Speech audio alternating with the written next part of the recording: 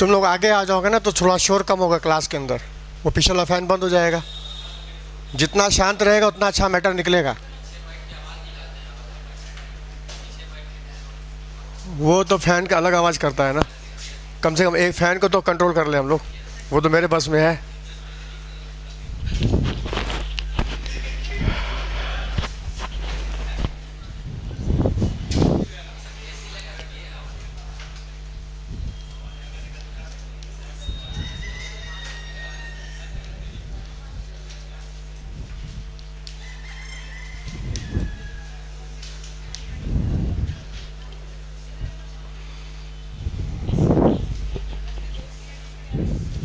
हाँ, बातें नहीं।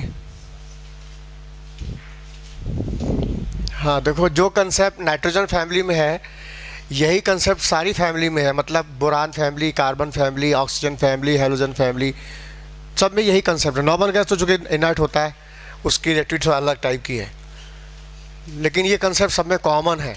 तो कहने का मतलब ये है कि हम नाइट्रोजन फैमिली के बहाने जो कंसेप्ट सुनेंगे उस कंसेप्ट से हमारे बाकी फैमिली के भी क्वेश्चन लगेंगे।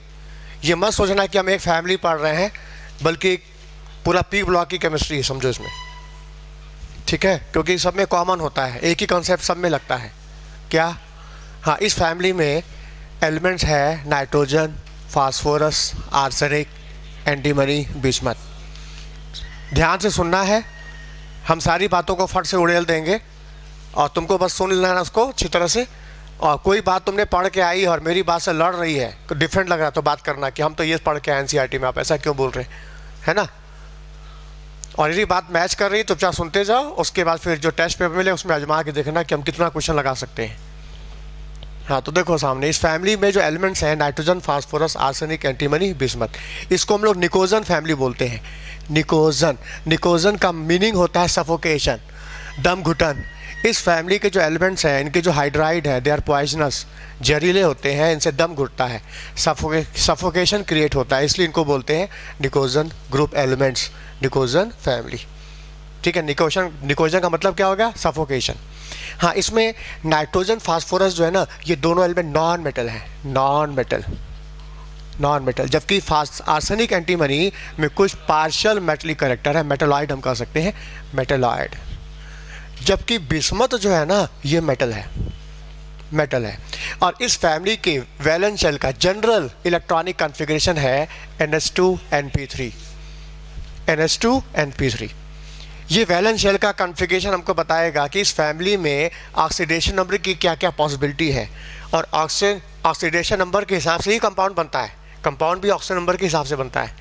चूँकि इसमें नाइट्रोजन पूरे पीरियोडिक टेबल का सबसे हाईएस्ट इलेक्ट्रोनेगेटिव एलिमेंट है, पूरे पीरियोडिक टेबल में सबसे हाईएस्ट होता है फ्लोरीन, उसके बाद ऑक्सीजन और फिर नाइट्रोजन। चूँकि नाइट्रोजन सबसे हाईएस्ट इलेक्ट्रोनेगेटिव है और जिसकी इलेक्ट्रोनेगेटिव ज़्यादा होती है उसकी टेंडेंसी इलेक्ट्रॉन गेन करने की होती है, लेने की होती है। मतलब ये इलेक्ट्रॉन लेना चाहता है, लेकिन कितना? जितनी ज़रूरत है। कितनी ज़रूरत है? ज़रूरत है इसको 3 इलेक्ट्रॉन की। जहाँ इसको 3 मिल जाएगा इसको ऑक्टेट पूरा हो जाएगा, इलेक्ट्रॉनिक स्टेबिलिटी आ जाएगा, ये शांत हो जाएगा। मतलब स्टेबिलिटी के लिए कितना चाहिए? 3। तो ये 3 इलेक्ट्रॉन एक्सेप्ट करके अपना ऑक्सीडेशन नंबर शो कर देगा -3 due to their high electronegative. अच्छा, जब हम नीचे की तरफ आएंगे तो इलेक्ट्रोनेगेटिव साइज बढ़ता जाएगा, और साइज बढ़ेगा तो इलेक्ट्रोनेगेटिव क्या होगी? घटेगी। और जब इलेक्ट्रोनेगेटिव घटेगी तो टेंडेंसी इलेक्ट्रॉन गेन करने की नहीं, लॉस करने की हो जाएगी। तब वो लॉस करेगा, लेकिन फिर भी कितना लॉस करेगा? उतना लॉस करेगा जहाँ स्टेबिलिटी आ जाए। यदि इसका हम वैलेंस शेल का 3 लॉस कर दें तो ये फुलफिल हो जाता है, स्टेबिलिटी आती है। नहीं, पहली स्टेबिलिटी आती है 3 लॉस करने पर, तो इनका ऑक्सीडेशन हो जाएगा +3। और यदि वैलेंस शेल का Sb लॉस हो जाए, P के साथ Sb लॉस हो जाए, टोटल कितना लॉस? 5, तो बताओ अंडर वैलेंस शेल फुलफिल हो जाएगी। फिर स्टेबिलिटी आएगी 2 और लॉस करने पर, फिर जहाँ 2 और लॉस किया, टोटल कितना लॉस किया? 5, तो इसका अगला पॉजिटिव ऑक्सीजन स्टेट हो जाएगा +5। समझ में आया? तो नाइट्रोजन हाई इलेक्ट्रोनेगेटिव होने की वजह से इसका मेनली -3 होगा, मेनली। लेकिन जैसे नीचे आएंगे इलेक्ट्रोनेगेटिव घटेगी तो ऑक्सीजन स्टेट की वैल्यू नेगेटिव ना करके पॉजिटिव आएगी, और पॉजिटिव वैल्यू क्या आएगी? +3 और +5। अब इन दो वैल्यू में कौन सी वैल्यू ज़्यादा स्टेबल होगी? नीचे आने पर कौन ज़्यादा स्टेबल होगा, +3 या +5? तो जवाब आएगा हाँ +3, क्योंकि इसमें लगता है inert pair effect. P block के जो हैवी एलिमेंट होते हैं उसमें क्या लगता है? इनर्ट पेयर, और इनर्ट पेयर की वजह से इस हैवी एलिमेंट के वैलेंस शेल का s इलेक्ट्रॉन पेयर बॉन्डिंग में आसानी से पार्टिसिपेट नहीं करता, और न कर पाने से s केवल p के भाग लेने से केवल 3 का लॉस होता है, तो +3 की स्टेबिलिटी आती है। मतलब बिस्मथ का मोस्ट कॉमन ऑक्सीजन स्टेट क्या होगा? +3। लेकिन ऊपर की तरफ चलो तो मोस्ट कॉमन होगा +5। ऊपर की तरफ +5 की स्टेबिलिटी है और नीचे की तरफ +3 की स्टेबिलिटी है। बोलो बात सुनिए कि नहीं? तो नीचे वाले कंपाउंड मेनली ट्राइवेलेंट बनते हैं, ऊपर वाले कंपाउंड मेनली पेंटावेलेंट बनते हैं। जैसे मान लो फास्फोरस का पेंटाहाइलाइड तो बन जाता है, लेकिन बिस्मथ का पेंटाहाइलाइड स्टेबल नहीं होता। कारण, हाँ, बिस्मथ का +3 स्टेबल है, +5 स्टेबल नहीं है। अच्छा, फिर क्वेश्चन आएगा, फास्फोरस का पेंटाहाइलाइड तो बनता है ना, लेकिन नाइट्रोजन का पेंटाहाइलाइड क्यों नहीं बनता? हाँ, ये पेंटाहाइलाइड बनाने के लिए हमको 5 अनपेयर्ड चाहिए, और उसके लिए वैकेंट डी होना चाहिए। नाइट्रोजन के पास वैकेंट डी नहीं है, वो अपनी वैलेंसी 5 नहीं बढ़ा सकता। 5 को वैलेंसी नाइट्रोजन कभी शो नहीं कर सकता। नाइट्रोजन की नॉर्मल वैलेंसी 3। कैसे देखो 3 कैसे? एस में कितना है? 2, पी में कितना? 3। यदि 3 की शेयरिंग कर गया, 3 अनपेयर 3 शेयरिंग कर गया, तो 3 कोवेलेंट और 1 लोन पेयर, मतलब 1 लोन पेयर दे करके कोऑर्डिनेट दे के 4 बॉन्ड बना सकता है। Nitrogen normal 3, maximum 4। नाइट्रोजन कभी 5 बॉन्ड नहीं बना सकता, क्योंकि नाइट्रोजन के पास वैकेंट डी नहीं है। फास्फोरस के पास है। फास्फोरस के बाद देखो, फास्फोरस का कॉन्फ़िगरेशन क्या होता है? 3s2 3p3 3d0। हाँ, एस में कितने इलेक्ट्रॉन है? 2। पी में कितने हैं? 3। अब ये 3 अनपेयर्ड फास्फोरस के 3 क्लोरीन के साथ शेयरिंग कर जाएंगे, तो बताओ PCl3 बनता है ना? बनता है। अच्छा, इसका 1 इलेक्ट्रॉन एक्साइट होकर डी में चला जाए, तब इसका 1 इलेक्ट्रॉन एक्साइट होकर डी में चला जाए तो कितने अनपेयर हो जाएंगे? 1 2 3 4 5। अब ये 5 अनपेयर 5 क्लोरीन के साथ एक की शेयरिंग कर जाए तो क्या बनाएगा? PCl5। मतलब फास्फोरस की नॉर्मल वैलेंसी 3 भी हो सकती है, मैक्सिमम 5, लेकिन नाइट्रोजन क्या 5 वैलेंसी शो कर पाएगा? बोलो, क्योंकि उसमें वैकेंट डी नहीं, इस वजह से NCl5 एग्जिस्ट नहीं करेगा। अच्छा, NCl5 एग्जिस्ट नहीं करेगा, इसका मतलब ये नहीं कि नाइट्रोजन +5 ऑक्सीजन स्टेट शो नहीं कर सकता।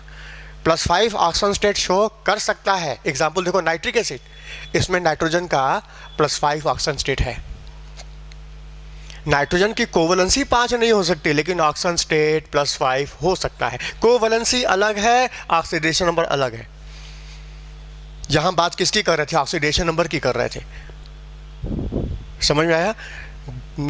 फास्फोरस का पेंटाहाइलाइड एग्जिस्ट करेगा, लेकिन बिस्मथ का pentahalide exist due to inert pair effect.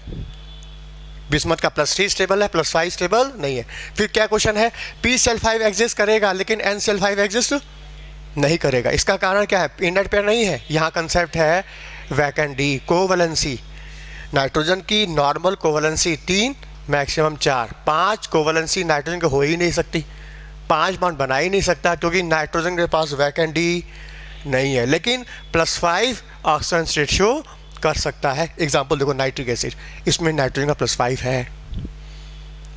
बोलो समझ में आया? तो नाइट्रोजन की कोवलेंसी 5 नहीं हो सकती, 5 कोवलेंसी नहीं हो सकती, लेकिन +5 ऑक्सीजन स्टेट हो सकता है। क्यों? क्योंकि नीचे की तरफ +3 स्टेबल, ऊपर की तरफ +5। तो +5 नाइट्रोजन का भी स्टेबल है, बल्कि नाइट्रोजन का +5 तो फास्फोरस से भी स्टेबल हुआ। और इसका एग्जाम्पल देखो, नाइट्रिक एसिड तुम बना दो, सालों पड़ा रहे, कभी खराब नहीं होता। नाइट्रिक एसिड तुम एक बार बना लो, 2 साल 3 साल पड़ा रहे, खराब नहीं होगा, क्योंकि इसकी +5 की स्टेबिलिटी है। लेकिन नाइट्रस एसिड HNO2 ये अभी बनाओ, थोड़ी देर में खत्म। अब बनाते भी 0 डिग्री सेंटीग्रेड पर।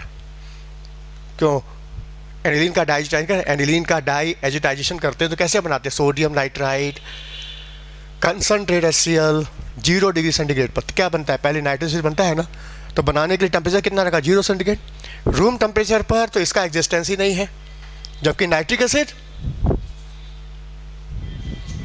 एक बार बना दो, सालों पड़ा रहेगा, खराब ही नहीं होगा। तो कुल मिला के नाइट्रोजन की कोवलेंसी 5 नहीं आ सकती, लेकिन ऑक्सीडेशन नंबर +5 स्टेबल है, एग्जिस्टेंस है। कोवलेंसी अलग है, ऑक्सीडेशन नंबर अलग है। कोवलेंसी के लिए क्या देखा जाता है? वैकेंट डी है कि नहीं। और ऑक्सीजन स्टेट की क्या देखेंगे? Inert pair effect. लोअर में +3 की स्टेबिलिटी, ऊपर की तरफ +5 की स्टेबिलिटी। बोलो क्लियर। अच्छा, नाइट्रोजन अपने ग्रुप का एक ऐसा यूनिक एलिमेंट है, हर ग्रुप का पहला मेंबर अपने ग्रुप से अलग होता है। हर ग्रुप का जो पहला मेंबर अपने ग्रुप से अलग होता है, एनामलस बिहेवियर शो करता है। क्यों? Due to small size, high electronegativity, absence of vacant d orbital, absence of vacant d orbital. इस वजह से इसकी प्रॉपर्टी एकदम अलग है। क्या?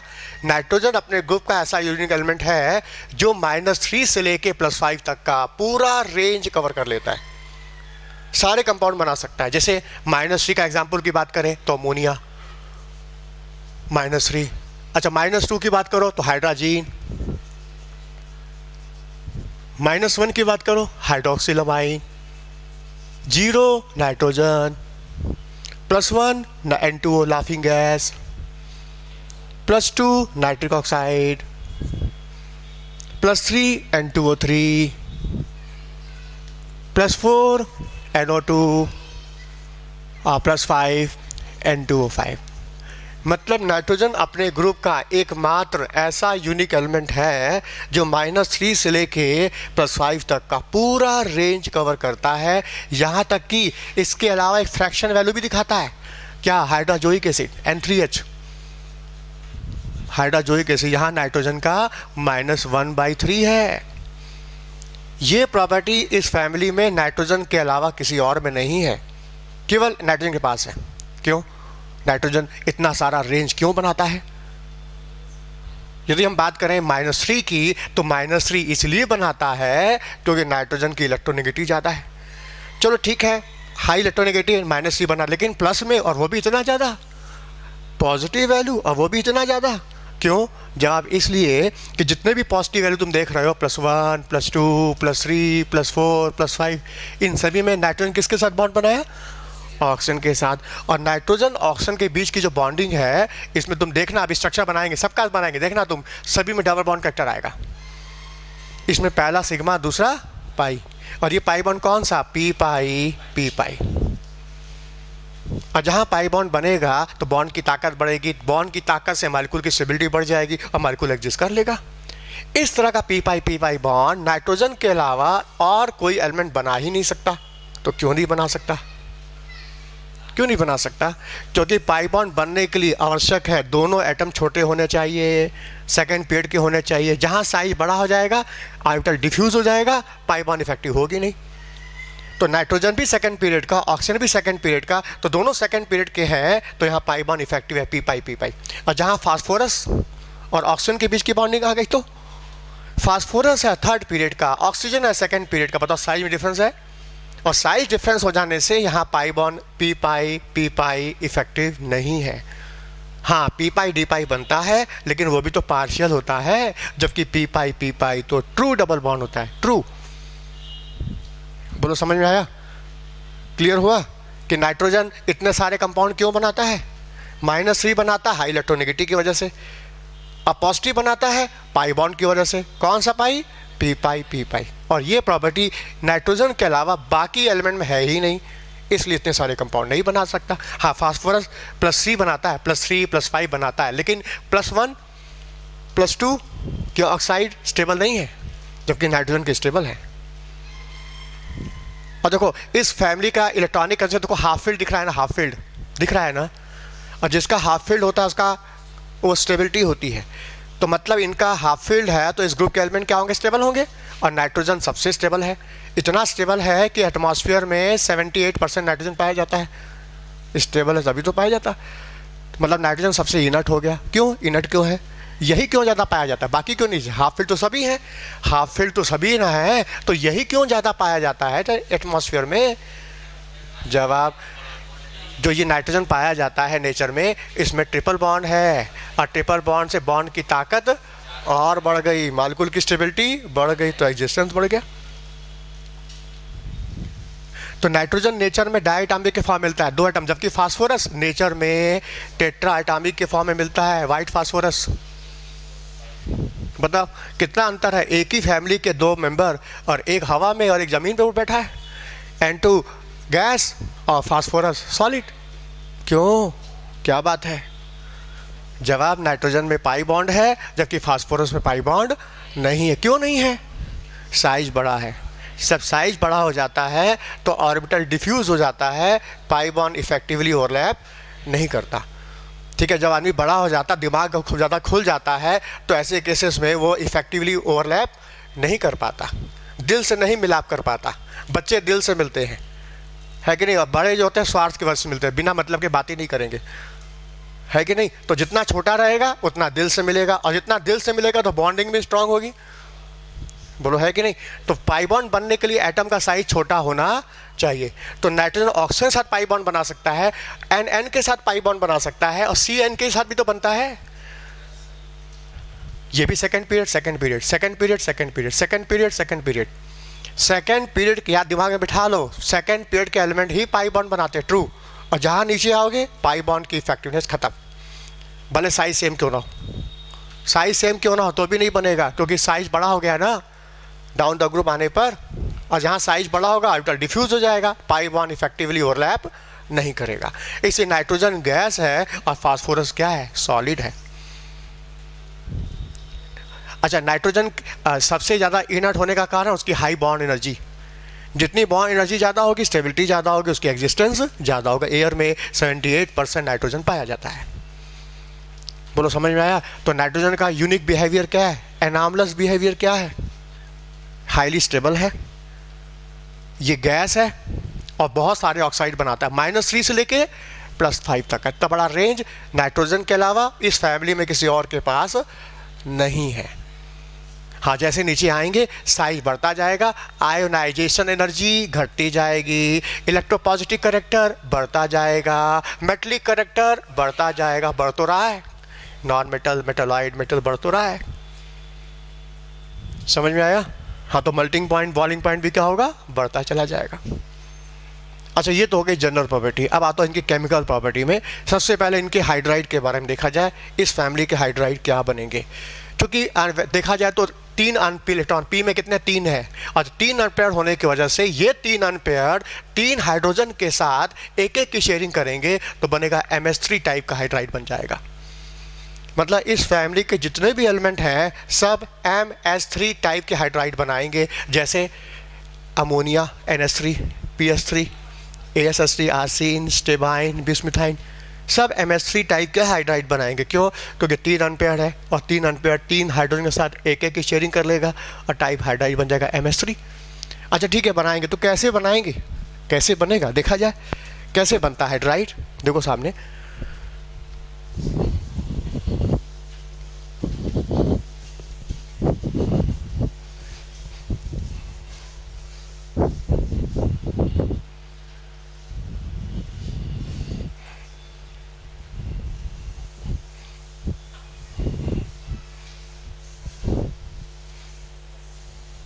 हाँ कैसे बनेगा हाइड्राइड, देखो सामने ये इस एलिमेंट, जितने भी एलिमेंट है इस फैमिली के अंदर, ये सब बाइवलेंट मेटल के साथ पहले मिलकर कंपाउंड बनाएंगे। बाइवलेंट, जैसे बाइवलेंट में क्या आता है, जिंक है, मैग्नीशियम है, कैल्शियम है, इनके साथ मिल करके ये कंपाउंड बनाएंगे। जैसे मैग्नीशियम का नाइट्राइड Mg3N2, मतलब मैग्नीशियम में कितना चार्ज है, +2 मैग्नीशियम पर, और नाइट्रोजन में कितना चार्ज हुआ, -3, तो क्रॉस कर दो, फॉर्मूला क्या बना, Mg3N2 बन जाएगा ना, बोलो। हाँ, फास्फोरस कैल्शियम के साथ बना लेगा। ऐसा नहीं कि फास्फोरस कैल्शियम से बनाएगा नाइट्रोजन Mg, ऐसा कोई नहीं है। तुम चाहो तो बदल भी सकते हो, तुम चाहो यहाँ कैल्शियम कर लो, यहाँ मैग्नीशियम कर लो, बाइनरी मेटल होना चाहिए बस। बाइनरी मतलब +2, मैग्नीशियम है, कैल्शियम है, जिंक है, ये सब इस आपस में मिलके कंपाउंड बनाएंगे। जैसे इसका मैग्नीशियम नाइट है, इसका क्या होगा फॉर्मूला, Ca3P2। हाँ, आर्सेनिक जिंक के साथ बना दो, जिंक मैग्नीशियम, क्या हुआ, nitrogen, phosphorus, arsenic, antimony, antimony, bismuth, bismuth, ये सब बाइनरी मेटलिक कंपाउंड है। इस फैमिली के एलिमेंट बाइनरी मेटल के साथ मिलके कंपाउंड बनाते हैं, बाइनरी मेटलिक कंपाउंड बनाते हैं। अब इन कंपाउंड को तुम पानी में डाल दो या डाइल्यूट एसिड में डाल दो तो ये सब हाइड्राइड बना देंगे। मतलब ये बनाएगा अमोनिया, ये बनाएगा फास्फीन, ये बनाएगा आर्सिन, ये बनाएगा स्टिबाइन, ये बनाएगा बिस्मिथाइन। फिर कहोगे कैसे बनाएगा, पानी में डाल दिया हाइड्राइड कैसे बन गया। देखा जाए जैसे ये सॉल्ट तुमने पानी में डाला, सॉल्ट जाके पानी में जाके आयनों में टूटा, टूट के क्या देगा Mg+2 N-3। सॉल्ट है ना ये मेटल, ये मेटल है ये नॉन मेटल है, तो बॉन्डिंग क्या हुई आयनिक, और आयनिक कंपाउंड पानी में जाके आयनों में टूट गया। टूटने के बाद क्या देगा आयंस, और जब ये आयंस फ्री होंगे इस पर वाटर की फिल्म बन जाएगी। इनका क्या होगा हाइड्रेशन, पहले वाटर की फिल्म बनेगी हाइड्रेशन, उसके बाद ये आयंस इस वाटर की फिल्म को तोड़ने का प्रयास करेगा। ये प्रयास उसका सफल होगा, ये आयंस वाटर की फिल्म को तोड़ेगा, इस कैद खाने से बाहर आना चाहेगा, इनका प्रयास सफल होगा। हाँ यदि स्ट्रांग है तो सफल हो जाएगा। अच्छा ये स्ट्रांग है या वीक, देखा जाए स्ट्रांग है। आया कहाँ से है, ये आया है मैग्नीशियम हाइड्रोक्साइड से। ये कहाँ है, अमोनिया से आया है। बताइए स्ट्रांग बेस है कि वीक बेस, वीक बेस है। कैल्शियम हाइड्रोक्साइड स्ट्रांग बेस है, मैग्नीशियम हाइड्रोक्साइड क्या है वीक बेस है। अच्छा बेस वीक तो कंजुगेट स्ट्रांग, ये स्ट्रांग होने की वजह से वाटर की फिल्म को तोड़ेगा, और तोड़ के पॉजिटिव, ये है पॉजिटिव पार्ट नेगेटिव पार्ट, और तोड़ने के बाद ये पॉजिटिव है नेगेटिव पार्ट को अपनी तरफ खींच लेगा और बना देगा मैग्नीशियम हाइड्रोक्साइड। अच्छा ये कहाँ से आया, अमोनिया से। Ammonia is a weak acid, तो कंजुगेट बेस क्या हुआ स्ट्रांग, और स्ट्रांग होने से ये भी वाटर को तोड़ेगा किसमें H+ आयन OH आयन में, और तोड़ने के बाद नेगेटिव आयन पॉजिटिव आयन को खींच लेगा। कितना नेगेटिव चार्ज है 3 H+ आयन, 3 वाटर को तोड़ेगा, 3 H+ आयन लेगा और बना देगा अमोनिया। यही खेल सब में होगा, इधर से बनेगा अमोनिया, इधर से बनेगा फास्फीन, इधर से बनेगा आर्सिन, इधर से बनेगा स्टिबाइन, इधर से बिस्मिथाइन। ये क्या है ड्यू टू हाइड्रोलिसिस, इस सॉल्ट की वाटर के द्वारा लाइसिस हाइड्रोलिसिस। इधर से बनेगा अमोनिया, इधर से बनेगा मैग्नीशियम हाइड्रोक्साइड। अच्छा ये भी बेस है और ये भी बेस है, ये दोनों आपस में रिएक्ट नहीं करेंगे तो अमोनिया बाहर आ जाएगी। मतलब रिएक्शन हुआ क्या, रिएक्शन हुआ Mg3N2 plus water is equal to magnesium hydroxide plus ammonia, ammonia बाहर आ जाएगी। समझ में आया। तो चलो अब हाइड्राइड बन गया, सबके हाइड्राइड बन गए।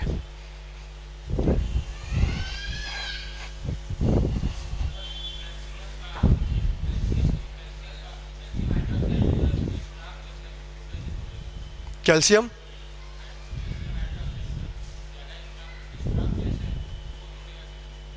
अरे वो स्ट्रॉन्ग बेस है, कैल्शियम हाइड्रोक्साइड स्ट्रॉन्ग बेस हो तो टूट जाएगा। जो स्ट्रॉन्ग होता है तो कंप्लीट आयनाइज हो जाता है। जो स्ट्रॉन्ग का मतलब क्या आयनाइज, ये मतलब कैल्शियम का सॉल्ट ये बोलो ना। हाँ तो कैल्शियम का सॉल्ट है कैल्शियम फास्फाइड, चलो ठीक है कैल्शियम फास्फाइड है। हाँ इसको सॉल्ट को यहाँ उल्टा हो गया, रुको यहाँ 2 आएगा, सॉरी ठीक है ना। तुमने इसको पानी में डाला, पहले सॉल्ट आयन में टूटा, टूटने के बाद कैल्शियम आयन और फास्फाइड आयन, ठीक है दोनों पर वाटर की फिल्म बनेगी। ठीक अच्छा ये जो है आया कहाँ से, कैल्शियम हाइड्रोक्साइड से। ये कहाँ से आया, फास्फीन से। हाँ बताइए स्ट्रॉन्ग बेस है ना, तो कंजुगेट क्या हुआ। और जब ये वीक है तो ये वाटर को तोड़ेगा ही नहीं, ये पानी के अंदर चुपचाप दुबक के बैठा रहेगा। कौन, कैल्शियम। लेकिन ये जो है ये बताओ वीक एसिड है, कंजुगेट, और स्ट्रांग होने से वाटर को तोड़ेगा, और तोड़ने के बाद नेगेटिव आयन किसको खींचेगा, पॉजिटिव आयन को खींचेगा। 3 नेगेटिव चार्ज है, 3 वाटर तोड़ेगा, 3 H+ आयन लेगा और क्या बना देगा, फास्फीन। और ये 3 OH आयन जो फ्री होगा, इधर से 3 OH आयन फ्री और इधर से कैल्शियम आयन फ्री, तो मतलब कैल्शियम हाइड्रोक्साइड स्ट्रॉन्ग बेस पानी में आयनाइज फॉर्म में तो है ये जुड़ेगा थोड़ी, ये तो कैल्शियम अलग हाइड्रोक्सिल अलग, फास्फीन बाहर आ जाएगी बाहर। तो हमारा अरे वो बनाया है, वो तुमको दिखा रहा है, लेकिन वो पानी में कैल्शियम हाइड्रोक्साइड चिपका थोड़ी रहेगा, वो तो स्ट्रॉन्ग बेस है, वो तो टूट जाएगा। वो तो दिखाने को तो लिखेगा COH होल ट्वाइस, लेकिन वो पानी में ऐसा है थोड़ी, वो तो पानी में आयनाइज फॉर्म में है, तो कैल्शियम हाइड्रोक्साइड स्ट्रॉन्ग बेस। और जो स्ट्रॉन्ग बेस होता है वो कैसे होता है, आयनाइज के अनआयनाइज फॉर्म में होता है। आयनाइज स्ट्रॉन्ग बेस जो होते हैं इलेक्ट्रोलाइट जो होते हैं आयनाइज फॉर्म में रहते हैं, तो हम आयनाइज तो दिखा ही रहे, लेकिन बुक में रिएक्शन लिखेगा तो पूरा CaOH होल ट्वाइस ना लिखेगा, कैल्शियम को अलग OH को थोड़ी अलग करके दिखाएगा वो। आया समझ में? चलो हाइड्राइड बन गया, अब इनकी प्रॉपर्टी पे क्वेश्चन आएगा सामने। देखो अमोनिया, फास्फीन, आरसी, क्वेश्चन आएगा इनका कोवेलेंट कैरेक्टर, इनकी थर्मल स्टेबिलिटी, इनका रिड्यूसिंग पावर, इनकी सॉल्युबिलिटी, इनकी एसिडिटी, एसिडिटी या बेसिसिटी, बेसिसिटी, न्यूक्लियोफिसिटी, मॉलिक्यूल का शेप, बॉन्ड एंगल, क्वेश्चन वगैरह वगैरह क्वेश्चन बनेगा। हाँ, सबसे पहले कोवेलेंट कैरेक्टर पूछ रहा है, इनमें विच इज हाईली कोवेलेंट, एक पर टिक मारना है। Option A B C D करके दिया, विच इज हाईली कोवेलेंट, हमको टिक मारना है। अब ये मत बताओ आंसर, ये बताओ तुम इसका आंसर खोज कैसे रहे हो, क्या सोच रहे हो, वो हमको बताओ। फजान रूल लगा रहे हो? फजान रूल कब लगाया जाता है? आयनिक में कोवेलेंट खोजना हो तब। जबकि देखो नाइट्रोजन नॉन मेटल है, हाइड्रोजन नॉन मेटल है, तो बॉन्डिंग क्या है? कोवेलेंट है। और जब बॉन्डिंग कोवेलेंट होती है तो फजान को नहीं लगाना, फजान आयनिक में कोवेलेंट के लिए होता है। तो यहाँ क्या लगाना? यहाँ इलेक्ट्रोनेगेटिव का डिफरेंस, जिसमें डिफरेंस ज़्यादा, आयनिक ज़्यादा, डिफरेंस कम, कोवेलेंट ज़्यादा। अब ध्यान से देखो, हाइड्रोजन तो कॉमन है, लेकिन नाइट्रोजन की इलेक्ट्रोनेगेटिव, हाइड्रोजन की कम, तो बताओ यहाँ डिफरेंस इलेक्ट्रोनेगेटिव का ज़्यादा, इसमें डिफरेंस कम। और जब डिफरेंस कम होता जा रहा है मतलब पोलैरिटी घटती जा रही है, मतलब आयनिक घटता जा रहा है, तो कोवेलेंट बढ़ता जा रहा है। तो कोवेलेंट कैरेक्टर सबसे ज़्यादा होगा इसका, which is highly covalent, this सबसे ज़्यादा कोवेलेंट है।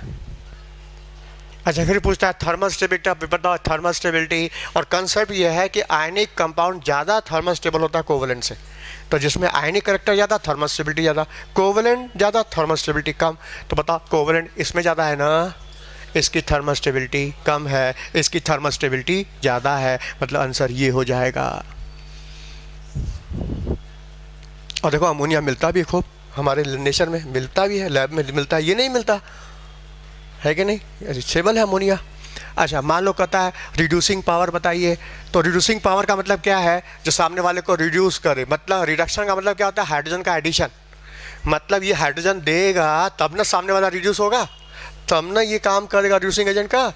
अब बात है कि हाइड्रोजन कौन पहले देगा? हाइड्रोजन पहले वही देगा जो कमज़ोर होगा, फट से टूट के हाइड्रोजन देगा, सामने वाला रिड्यूस हो जाएगा, तो वो हो जाएगा गुड रिड्यूसिंग एजेंट। अच्छा, हाइड्रोजन पहले कौन देगा? जिसकी स्टेबिलिटी कम होगी, जो कमज़ोर होगा। हाँ बता, स्टेबिलिटी सबसे कम इसकी है, मतलब ये पहले टूटेगा, टूट के क्या देगा? हाइड्रोजन, और वो हाइड्रोजन सामने वाले को रिड्यूस कर देगा, मतलब इसकी रिड्यूसिंग पावर सबसे ज़्यादा। रिड्यूसिंग पावर बिस्मिथाइन की ज़्यादा है, अमोनिया की सबसे कम है।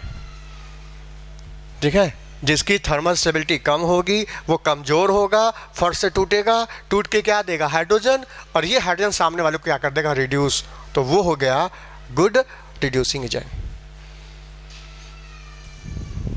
अब मन में क्वेश्चन आएगा कि एनसीईआरटी में फास्फीन की रिड्यूसिंग पावर के ऊपर रिएक्शन दिखाया है और लिखा है कि फास्फीन रिड्यूसिंग एजेंट है, लेकिन इसके बारे में क्यों नहीं लिखा है? इसके बारे में तो नहीं लिखा है, जवाब इसलिए नहीं लिखा है क्योंकि ये सब पॉइजनस है, और पॉइजनस होने की वजह से इसको हम लैबोरेटरी में यूज़ नहीं करते। ठीक है, जैसे जैसे नीचे आते जाएंगे पॉइजनस नेचर बढ़ता जाएगा। हाँ, इसकी स्मेल और रोटेन फिश की तरह स्मेल होती है कि नहीं? मतलब जैसे इसकी स्मेल है, इसका और नीचे का तो स्मेल और ख़राब होती चली जाएगी, पॉइजन नेचर और बढ़ता जाएगा, इसलिए हम लैबोरेटरी में इन सबको यूज़ नहीं करते। लेकिन यदि मान लो हमने इसको यूज़ किया तो रिड्यूसिंग पावर इसकी इन सबसे भी ज़्यादा है। चलो, कोवेलेंट हो गया, थर्मल स्टेबिलिटी हो गया, रिड्यूसिंग पावर हो गया, सॉल्युबिलिटी की बात आएगी कि which is highly soluble in water. हाँ, सॉल्युबिलिटी डिपेंड करती है मॉलिक्यूलर इंटरेक्शन के ऊपर, मॉलिक्यूल में इंटरेक्शन कैसा है। हाँ, ये हाइड्रोजन बॉन्ड बनाता है वाटर के साथ, कोई हाइड्रोजन बॉन्ड और कोई, मतलब इसकी सॉल्युबिलिटी सबसे ज़्यादा होगी। Ammonia highly soluble in water due to hydrogen bond. अच्छा, मान लो पूछता है एसिडिटी बताओ, जो एसिडिक वही होगा जो H+ आयन देगा, और H+ आयन कौन देगा? जिसका गलत, रिड्यूसिंग पावर और एसिडिटी में फर्क है।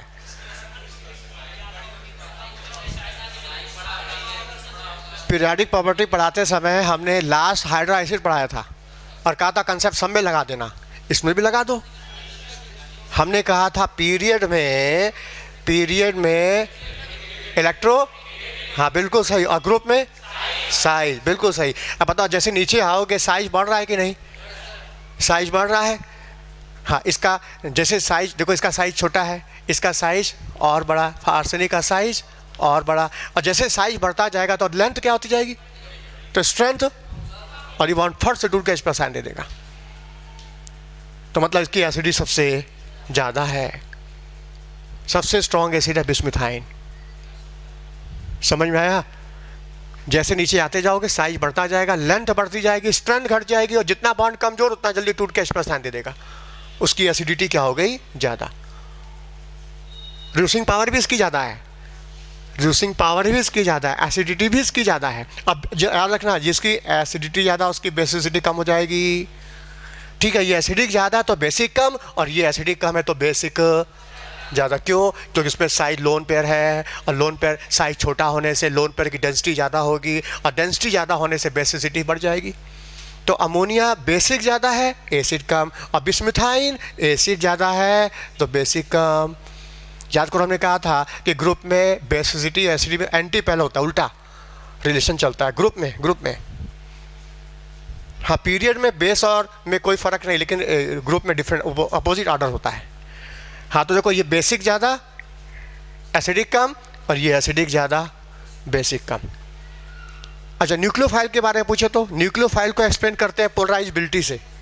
जिसका साइज बड़ा, पोलराइजेबिलिटी ज़्यादा, न्यूक्लियोफिलिक पावर ज़्यादा। हाँ बताओ, नीचे आने पे साइज बढ़ रहा है ना, साइज बढ़ रहा है, पोलराइजेबिलिटी बढ़ रही है। साइज फजान का रूल है, सेकंड रूल, साइज जब बड़ा होता है तो पोलराइजेबिलिटी एनायन की, कैटायन के लिए पावर होता है, एनायन के लिए एबिलिटी। तो जिस साइज बड़ा उसकी पोलराइजेबिलिटी ज़्यादा, न्यूक्लियोफिलिक पावर ज़्यादा। तो बताओ नीचे आने पे साइज बढ़ रहा है ना, पोलराइजेबिलिटी बढ़ रही है, न्यूक्लियोफिलिक पावर। हाँ, तो इन दोनों में कंपेयर करो, ये ज़्यादा न्यूक्लियोफाइल है। फास्फीन का न्यूक्लियोफिलिक कैरेक्टर अमोनिया से ज़्यादा है। हाँ, शेप की बात करें, हाँ इसमें देखो ध्यान से, अमोनिया में एक लोन पेयर है और 3 सिग्मा है। हाँ, हाइड्रोजन निकालो, 1 sigma, 2 sigma, 3 sigma, 3 sigma plus 1 lone pair, total number 4। Hydrogen क्या होगा? sp3, और ज्योमेट्री टेट्राहेड्रल, और शेप होगा पिरामिडल। और जब पिरामिडल शेप है तो एंगल 109 से कम हो जाएगा, 109 से कम हो जाएगा। हाँ, अमोनिया का एंगल होता है 107, तो फास्फीन का एंगल 107 से ज़्यादा होगा कि कम होगा? हाँ, कम होगा, क्योंकि सेंट्रल एटम की इलेक्ट्रोनेगेटिव घटती है। सेंट्रल एटम की इलेक्ट्रोनेगेटिव घटती है तो बॉन्ड एंगल घटता है। तो अमोनिया का बॉन्ड एंगल सबसे ज़्यादा होगा, और फास्फीन का कम, आर्सिन का और कम, स्टेबाइन और कम, बिस्मिथाइन सबसे कम। बॉन्ड एंगल घटता चला जाएगा। बोलो, समझ में आया? नहीं दिया है, बहुत 90 के आसपास आ जाता है, एकदम प्लेनर हो जाता है। Purely P orbital, pure P orbital का इन्वॉल्वमेंट है तो एंगल क्यों देगा? लेकिन down the group bond angle घटता है। हाँ बोलो, समझ में आया? ये हो गया हाइड्राइड्स।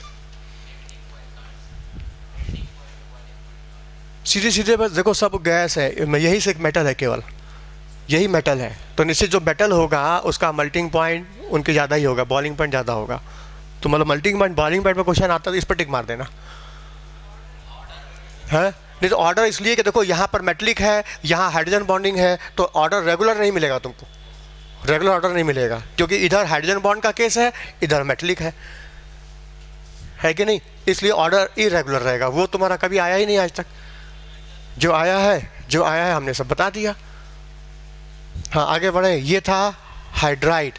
अब आ जाओ हैलाइड, इस फैमिली के हैलाइड। अच्छा देखो, इस फैमिली के जो एलिमेंट है वो हाइड्राइड जो बनाए थे MST टाइप का बनाए थे, एक हाइड्राइड बस। लेकिन हैलाइड बनते हैं दो तरह के, एक बनता है MX3 और एक होता है MX5। हाइड्राइड बनता है एक तरह का, हैलाइड बनता है दो तरह का। क्यों दो तरह का हैलाइड क्यों बनता है? यहाँ -3 है और यहाँ +3 और +5। बताओ, पॉजिटिव वैल्यू 2 आई थी ना, +3 +5, और नेगेटिव वैल्यू -1 है कि नहीं? यहाँ नेगेटिव है और यहाँ पॉजिटिव है। क्यों? देखो, हाइड्रोजन का नेचर रिड्यूसिंग होता है, हाइड्रोजन का नेचर रिड्यूसिंग होता है। वो सामने वाले क्या करता है? रिड्यूस, और जब रिड्यूस करेगा तो उसका ऑक्सीजन क्या घट जाएगा और घट के माइनस में चलाएगा। लेकिन हैलोजन जो होता है इसका नेचर होता है ऑक्सीडाइजिंग। वो क्या करेगा? सामने वाले को ऑक्सीडाइज करेगा। जब ऑक्सीडाइज होगा तो ऑक्सीजन -3 से बढ़ के या तो +3 या तो +5, क्योंकि ऑक्सीजन में +3 +5 दो का एग्जिस्टेंस है। तो हैलाइड भी दो तरह के बनेंगे, ट्राई हैलाइड और पेंटाहैलाइड। अच्छा, एनसीईआरटी में लिखा है कि नाइट्रोजन का पेंटाहैलाइड एग्जिस्ट नहीं करता, बिस्मथ का भी पेंटाहैलाइड एग्जिस्ट नहीं करता। क्यों? समझ में आ रहा है? ये इसलिए नहीं एग्जिस्ट करता क्योंकि वैकेंट डी नहीं है, ये इसलिए एग्जिस्ट नहीं करता, इनर्ट पेयर का इफेक्ट है। लेकिन बाकी तो बनते हैं, फास्फोरस के पेंटाहैलाइड बनते हैं, PCl5, AsCl5, ये सब बनेगा। अच्छा, लेकिन ट्राई हैलाइड सब बनाते हैं, पूरा फैमिली ट्राई हैलाइड बनाता है सब, जैसे NCl3, PCl3, AsCl3, SbCl3, BiCl3, try halide सब बनाते हैं। लेकिन पेंटाहैलाइड फास्फोरस, आर्सेनिक, एंटीमनी, नाइट्रोजन नहीं, बिस्मथ नहीं। ट्राई हैलाइड सब बनाएंगे। और जब ट्राई हैलाइड सब बनाएंगे और तो पूछेगा बताओ इसमें थर्मल स्टेबिलिटी किसमें कोवलेंट कैरेक्टर सबसे ज़्यादा, विच हैलाइड मोर कोवलेंट? क्या लगा रहे हो concept? Fajans rule. Nitrogen non metal, chlorine non metal, non metal की बॉन्डिंग क्या है? कोवलेंट। और जब बॉन्डिंग कोवलेंट है तो कंसेप्ट क्या लगेगा? इलेक्ट्रोनेगेटिव का डिफरेंस। अब पता है दोनों की इलेक्ट्रॉन सेम है, नाइट्रोजन क्लोरीन की 3.0 3.0। जब सेम इलेक्ट्रोनेगेटिव है तो डिफरेंस क्या होगा? 0। तो बॉन्डिंग हो गया प्योरली कोवलेंट, सबसे ज़्यादा कोवलेंट है यह। और जैसे नीचे आएंगे तो आयनिक कैरेक्टर बढ़ता जाएगा, और सबसे ज़्यादा आयनिक कैरेक्टर होता है बिस्मथ टाइफ्लोराइड में, सबसे ज़्यादा आयनिक है। यदि पूछा जाए इस फैमिली का विच ट्राई हैलाइड मोस्ट आयनिक, तो होगा बिस्मथ ट्राइफ्लोराइड। क्योंकि देखो ये मेटल है और ये non metal, high electronegative non metals, तो बॉन्डिंग क्या होगा? प्योरली आयनिक।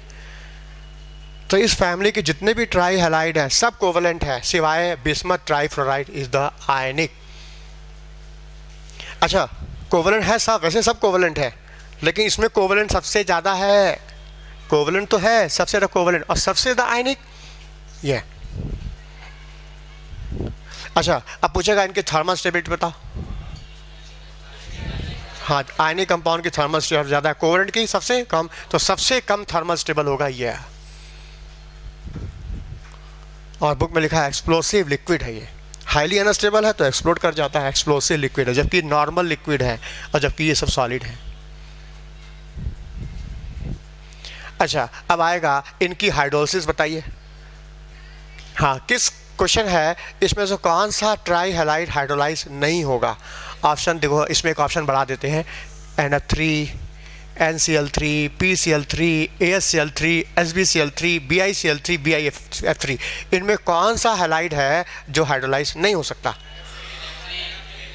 ये मतलब हाइड्रोलिसिस की कंडीशन क्या है? हाइड्रोलिसिस के लिए चाहिए क्या? वैकेंट ऑर्बिटल होना चाहिए, वैकेंट ऑर्बिटल होना चाहिए, वैकेंट P हो, वैकेंट D हो, जगह होनी चाहिए ताकि वाटर घुस जाए अंदर और घुस के तोड़फोड़ मचाए।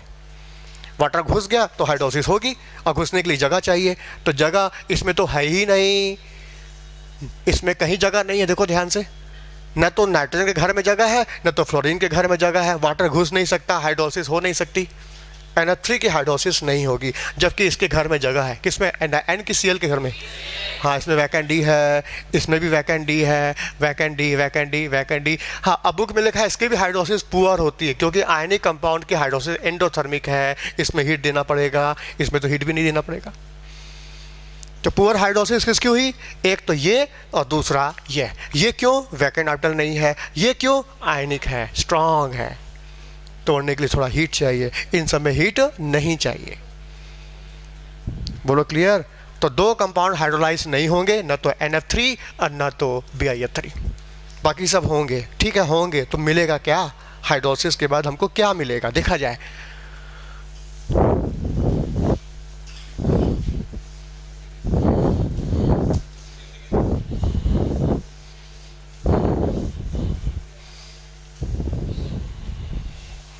देखो सामने हाइड्रोलिसिस से क्या मिलेगा। जैसे मान लो PCl3 है, इसको हमने पानी में डाला, हमने इस PCl3 की हमने हाइड्रोलिसिस कराई, हमको क्या मिलेगा? क्या मिलेगा देखा जाए। हाँ, PCl3 में देखो ध्यान से, फास्फोरस पर एक लोन पेयर है और 3 क्लोरीन है। ये स्ट्रक्चर है PCl3 का। 5 इलेक्ट्रॉन होते हैं वैलेंस शेल में, 5 में से 3 शेयरिंग कर गया, एक बचा लोन पेयर। बोलो, phosphorus 3H2 3P3 3D0, S में कितना है 2, P में कितना है 3 और D पूरा खाली पड़ा है। ठीक, ये 3 अनपेयर 3 क्लोरीन के साथ बॉन्ड बनाया और एक लोन पेयर। ये देखो 3 बॉन्ड और एक लोन पेयर, ये 3 बॉन्ड और एक लोन पेयर, देखो D पूरा खाली पड़ा है। ठीक, अच्छा, सिडविक रूल क्या बोलता है? Sidgwick rules of maximum covalency, जो एलिमेंट थर्ड पीरियड के हैं वो अपनी मैक्सिमम कोवेलेंसी 6 दिखा सकते हैं, 6 दिखा सकते हैं। बता इसमें कितनी कोवेलेंसी? 3, मतलब अभी 3 कोवेलेंसी और दिखा सकता है। होगा, समझ में आया? जब ये 3 कोवेलेंसी और दिखा सकता है और जबकि इसके में वैकेंट D भी मौजूद है, मतलब इसके एक मालिक्यूल पर एक साथ 3 वाटर का धावा हो बोलेगा। एक वाटर इसमें घुसेगा, इधर भी घुस जाएगा, इसमें भी घुस जाएगा, 3 वाटर का अटैक होगा सीधे जाके अंदर। अटैक होने के बाद क्या होगा देखो सामने। अब जैसे वाली वाटर है, इसने अपना लोन पे इसको दिया, इसने अपना लोन पे उठा के इसको दिया। अच्छा, देने वाला न्यूट्रल है, लेने वाला भी न्यूट्रल है, तो लेन देन के बाद क्या होगा? चार्ज आएगा, ये दे के पॉजिटिव और ये ले के हो जाएगा निगेटिव। मतलब वाटर का जब अटैक होगा इसके वैकेंट D में, तो ये दे के पॉजिटिव और ये ले के क्या होगा? निगेटिव। अच्छा, इस पर पॉजिटिव चार्ज आएगा तो इसकी इलेक्ट्रोनेगेटिविटी, तब ये ऑक्सीजन हाइड्रोजन के इलेक्ट्रॉन को, तो यहाँ से H+ आयन, आवाज़ ही नहीं है, तो ये इसके खाते में चला जाएगा ऑक्सीजन के पास और यहाँ से H+ आयन बाहर आ जाएगा। अच्छा, नेगेटिव चार्ज आ जाने से फास्फोरस की इलेक्ट्रोनेगेटिविटी कम हो जाएगी। फास्फोरस की इलेक्ट्रोनेगेटिविटी वैसे भी कम होती है, लेकिन नेगेटिव चार्ज आने से और कम हो जाएगी। फास्फोरस कमज़ोर हो जाएगा और क्लोरीन को इसकी कमज़ोरी पता चल जाएगी कि विजय कमज़ोर हो चुका है, तो क्लोरीन फास्फोरस की कमज़ोरी का फ़ायदा उठाएगा, इसका इलेक्ट्रॉन लेके यहाँ से भाग जाएगा। समझ में आया? देखो, हर एलिमेंट रिएक्शन के दौरान अपनी वैलेंसी को मेंटेन रखता है। हाँ, वो 6 तक जा सकता है, लेकिन वो रिएक्शन के दौरान मेंटेन रखता है। मतलब तुम लोग चाहते हो कि हमको अच्छी अच्छी रैंक मिले, लेकिन जब पढ़ाई शुरू होती है तो फिर मन सामने आ जाता है, अरे कल पढ़ लेंगे, कल पढ़ लेंगे। नेचर है तुम्हारा कि हमको 3 वैलेंसी 3 घंटा पढ़ना है, 3 ही घंटा पढ़ना है बस। जबकि मालूम कि 5 घंटा पढ़ने से 6 घंटा पढ़ने से सिलेक्शन जल्दी होगा, अच्छी रैंक आएगी। प्लान तो है, सोचते हो, लेकिन करते नहीं ना हो, फिर वही नेचर के हिसाब से 3 पर आ जाते हो। नहीं समझ में आया? तो ये 3 पर आ जाएगा। तो देखो, इस पर एक फिर वाटर का अटैक हुआ, ये निकला, तो यहाँ से क्लोरीन निकला, यहाँ से H निकला, तो पता यहाँ से HCl बाहर आ गया और फिर इसकी जगह क्या आ गया? क्लोरीन की जगह OH आ गया। बोलो, और एक के बाद एक तीनों क्लोरीन हटते चले जाएंगे और 3 वाटर का अटैक होगा। हाँ, क्या बनेगा देखो लास्ट में, याद रखना, हाइड्रोलिसिस के दौरान ऑक्सीडेशन नंबर में कोई चेंज नहीं होता है। ये रिडॉक्स रिएक्शन नहीं है, नॉन रिडॉक्स, इसमें ऑक्सीजन नंबर मेंटेन रहेगा। बताओ, यहाँ फास्फोरस का ऑक्सीजन नंबर +3 था ना? बोलो, तो रिएक्शन के बाद जो प्रोडक्ट बनेगा उसमें भी +3 ही रहेगा, H3PO3 ये बन जाएगा और +3 HCl बाहर आएगा। 3 HCl मतलब एक यहाँ से 2 3 HCl अटैक बाहर आ जाएगा। 3 वाटर का अटैक, 3 HCl बाहर और उसकी जगह OH। समझ में आ रहा है? बन जाएगा फास्फोरस एसिड +3 HCl। समझ में आया? तो हाइड्रोलिसिस के दौरान ऑक्सीडेशन नंबर में चेंज नहीं होगा, पहले भी +3 था, बाद में भी +3 रहेगा। 3 क्लोरीन बाहर आ जाएंगे, 3 HCl बाहर आ जाएगा। अच्छा मान लो यहाँ +5 रहता, PCl5 रहता, तो क्या इसकी हाइड्रोलिसिस नहीं होगी? होगी, क्योंकि देखो इसमें 5 वैलेंसी है, जबकि 6 वैलेंसी अटैक कर जा सकता है, मतलब इसमें एक वाटर का अटैक होगा। और जब भी वाटर का अटैक होगा तो क्लोरीन हटेगा, OH आके बैठेगा, एक हटा फिर OH बैठा, फिर हटा फिर OH बैठा, एक एक करके वाटर का अटैक होता जाएगा। हाँ, रिएक्शन के दौरान इसकी ऑक्सीडेशन नंबर में कोई चेंज नहीं आएगा। बताओ यहाँ +5 है ना, तो उसमें भी +5 ही रहेगा। हाँ, कितने हैं? 5 क्लोरीन है, 5 क्लोरीन बाहर आएंगे HCl के रूप में, HCl के रूप में, यानी 5 HCl। यहाँ बनेगा फास्फोरिक एसिड और यहाँ पहले बना था फास्फोरस एसिड। ये फास्फोरस है और ये फास्फोरिक है। यहाँ +3 है, यहाँ +5 है, यहाँ +3 है, यहाँ +5 है। Hydrolysis is a non redox reaction. इस दौरान ऑक्सीडेशन नंबर में कोई चेंज नहीं होगा। बोलो समझ में आया? तो हाइड्रोलिसिस के लिए क्या चाहिए? वैकेंट ऑर्बिटल होना चाहिए। वैकेंट रहेगा तभी ना घर में घुसेगा, तभी ना तोड़ फोड़ मचाएगा, तब ना कुछ नया बनेगा। जबकि NH3 में न तो इसमें वैकेंट डी है, न तो इसमें वैकेंट डी है। जब वैकेंट डी ही नहीं है तो इसकी हाइड्रोलिसिस होगी नहीं। अच्छा देखो सामने, इसमें वाटर ने जो अटैक किया, जबकि वैकेंट डी इसके पास भी था, वैकेंट डी इसके पास भी था, दोनों के पास वैकेंट डी था। तो वाटर ने किस में अटैक किया? फास्फोरस की क्लोरीन पर। वाटर किसके घर में घुसा? फास्फोरस के घर में घुसा कि क्लोरीन के घर में घुसा? जबकि वैकेंट डी दोनों के पास था। तो वो फास्फोरस घर में क्यों गया? क्योंकि क्लोरीन की इलेक्ट्रोनेगेटिव फास्फोरस से ज़्यादा है। क्लोरीन खींच रहा अपनी तरफ, ये माइनस, ये प्लस। अब प्लस का मतलब इलेक्ट्रॉन की कमी, मतलब इलेक्ट्रॉन की ज़रूरत है। और जिसको ज़रूरत होगी उसी को ना वाटर अपने लड्डू खिलाएगा, लोन पेयर देगा। इसलिए अटैक फास्फोरस पे होगा, क्लोरीन पर नहीं। इधर आ जाओ, इसमें देखो NCl3 में, इसमें तो वैकेंट ही है ही नहीं। इसमें वैकेंट ही है तो वाटर इसके घर में घुसेगा, क्लोरीन के घर में घुसेगा, नाइट्रोजन घर में नहीं जाएगा। हाँ, ये भी है कि नाइट्रोजन की इलेक्ट्रोनेगेटिव क्लोरीन से, तो नाइट्रोजन खींचेगा, माइनस यहाँ आएगा प्लस। मतलब क्लोरीन को जरूरत भी है और क्लोरीन के घर में जगह भी है। दोनों कारण हैं। इसलिए जब भी इसकी हाइड्रोलिसिस होगी तो वाटर का अटैक क्लोरीन के घर में होगा, नाइट्रोजन के घर में नहीं होगा। हाँ, ऐसे देखो, ये देखो NCl Cl Cl, तुमने पानी डाल दिया तो वाटर का OH आयन इसके घर में घुस गया। नाइट्रोजन की ज़्यादा इलेक्ट्रोनेगेटिव, यहाँ माइनस, यहाँ प्लस, और इस प्लस भी है, ज़रूरत भी है, वैकेंट डी भी है, तो अपना लोन पे जाके इसको दे दिया। अच्छा, देने वाला न्यूट्रल है, लेने वाला भी न्यूट्रल है, तो लेन देन के बाद चार्ज आएगा। हाँ, यहाँ पे पॉजिटिव जाएगा, इससे इसकी इलेक्ट्रोनेगेटिव बढ़ेगी, तब ये इलेक्ट्रॉन खींचेगा, तब यहाँ से H+ आयन बाहर आएगा। अच्छा, ये ले करके क्या होगा? Negative charge. तो बताओ, इसकी इलेक्ट्रोनेगेटिव कम, इसकी ज़्यादा। तो ज़्यादा होने से क्या होगा? ये कमज़ोर का फायदा उठाएगा, कमजोरी का। ये पूरा इलेक्ट्रॉन लेके यहाँ से भाग जाएगा, मतलब यहाँ पर क्या आएगा? Minus charge. और ये फ्लोरीन, ये क्लोरीन इसके साथ मिलके क्या बनाया? HOCl, और यहाँ से H+ आयन बाहर, यानी ये टुकड़ा क्या हो गया? HOCl, hypochlorous acid. और यही खेल इधर से भी होगा, यही खेल इधर से भी होगा, यही खेल इधर से भी होगा। मतलब 3 मॉलिक्यूल तुम्हारे बन जाएंगे हाइपोक्लोरस एसिड। और इसके बाद इधर से भी चार्ज आया, इधर से भी चार्ज आया, इधर से चार्ज, यहाँ से क्या बन गया? N-3। अच्छा, यहाँ से जो H+ निकल रहा है, ये H+ जाके इससे जुड़ता जाएगा, जुड़ता जाएगा, जुड़ता जाएगा, और क्या बन जाएगा? अमोनिया। तो फाइनल रिएक्शन क्या हुआ? देखो, फाइनल रिएक्शन जब तुमने NCl3 की हाइड्रोलिसिस कराई 3 वाटर के द्वारा, तो तुमको मिला क्या? 3 मोल हाइपोक्लोरस एसिड प्लस 3 मोल अमोनिया। सॉरी, 1 मोल अमोनिया, अमोनिया का 1 मोल मिलेगा। अब देखो, एक ही फैमिली के 2 हैलाइड है। इसका प्रोडक्ट देखो, हाइड्रोलिसिस का प्रोडक्ट क्या बन रहा है, और इसका प्रोडक्ट देखो क्या है, कितना अंतर है। इसमें ऑक्सीजन फास्फोरस के साथ जुड़ा है, इसमें ऑक्सीजन क्लोरीन के साथ जुड़ा है। यहाँ बन रहा हाइपोक्लोरस एसिड, यहाँ बन रहा अमोनिया, जबकि इधर बन रहा फास्फोरस एसिड और HCl।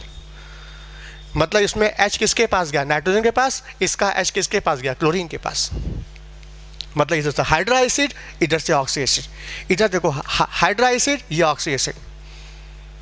इसका मतलब क्या हुआ, तुम किसी भी कोवेलेंट कंपाउंड की हाइड्रोलिसिस कराओगे तुम्हें दो प्रोडक्ट मिलेगा, एक हाइड्रा एसिड, एक ऑक्सी एसिड। अब बात है कि ऑक्सी एसिड कौन देगा और हाइड्रा एसिड कौन देगा? जवाब, जिसकी इलेक्ट्रोनेगेटिव, हाँ, जिसकी ज़्यादा इलेक्ट्रोनेगेटिव हाइड्रा एसिड, जिसकी कम होगी वो ऑक्सी एसिड। समझ?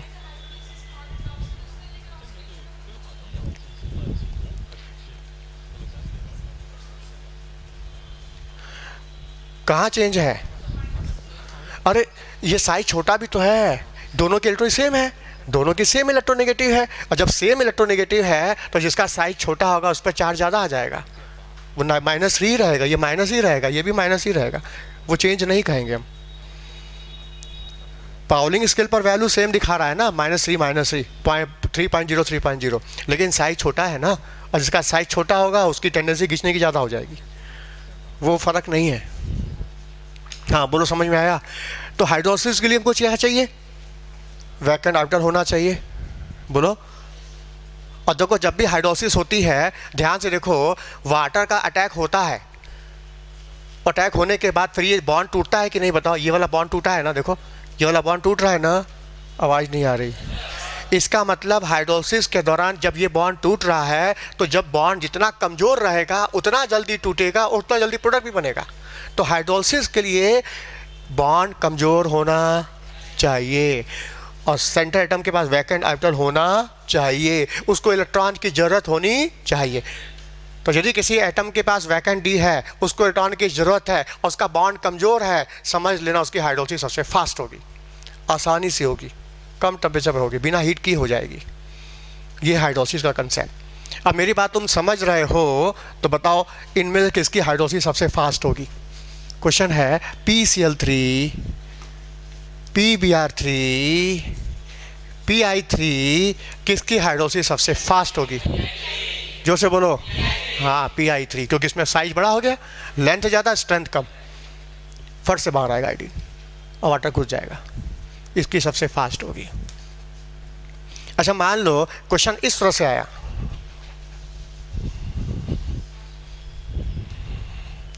PCl3, ASCl3, SbCl3, BiCl3। ध्यान से देखो, ये कोवलेंट है जबकि ये क्या आयनिक है।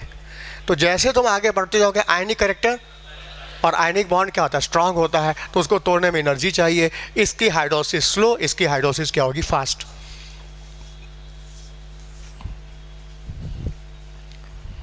बोलो बात समझ आई कि नहीं? ये होगा degree of hydrolysis, extent of hydrolysis.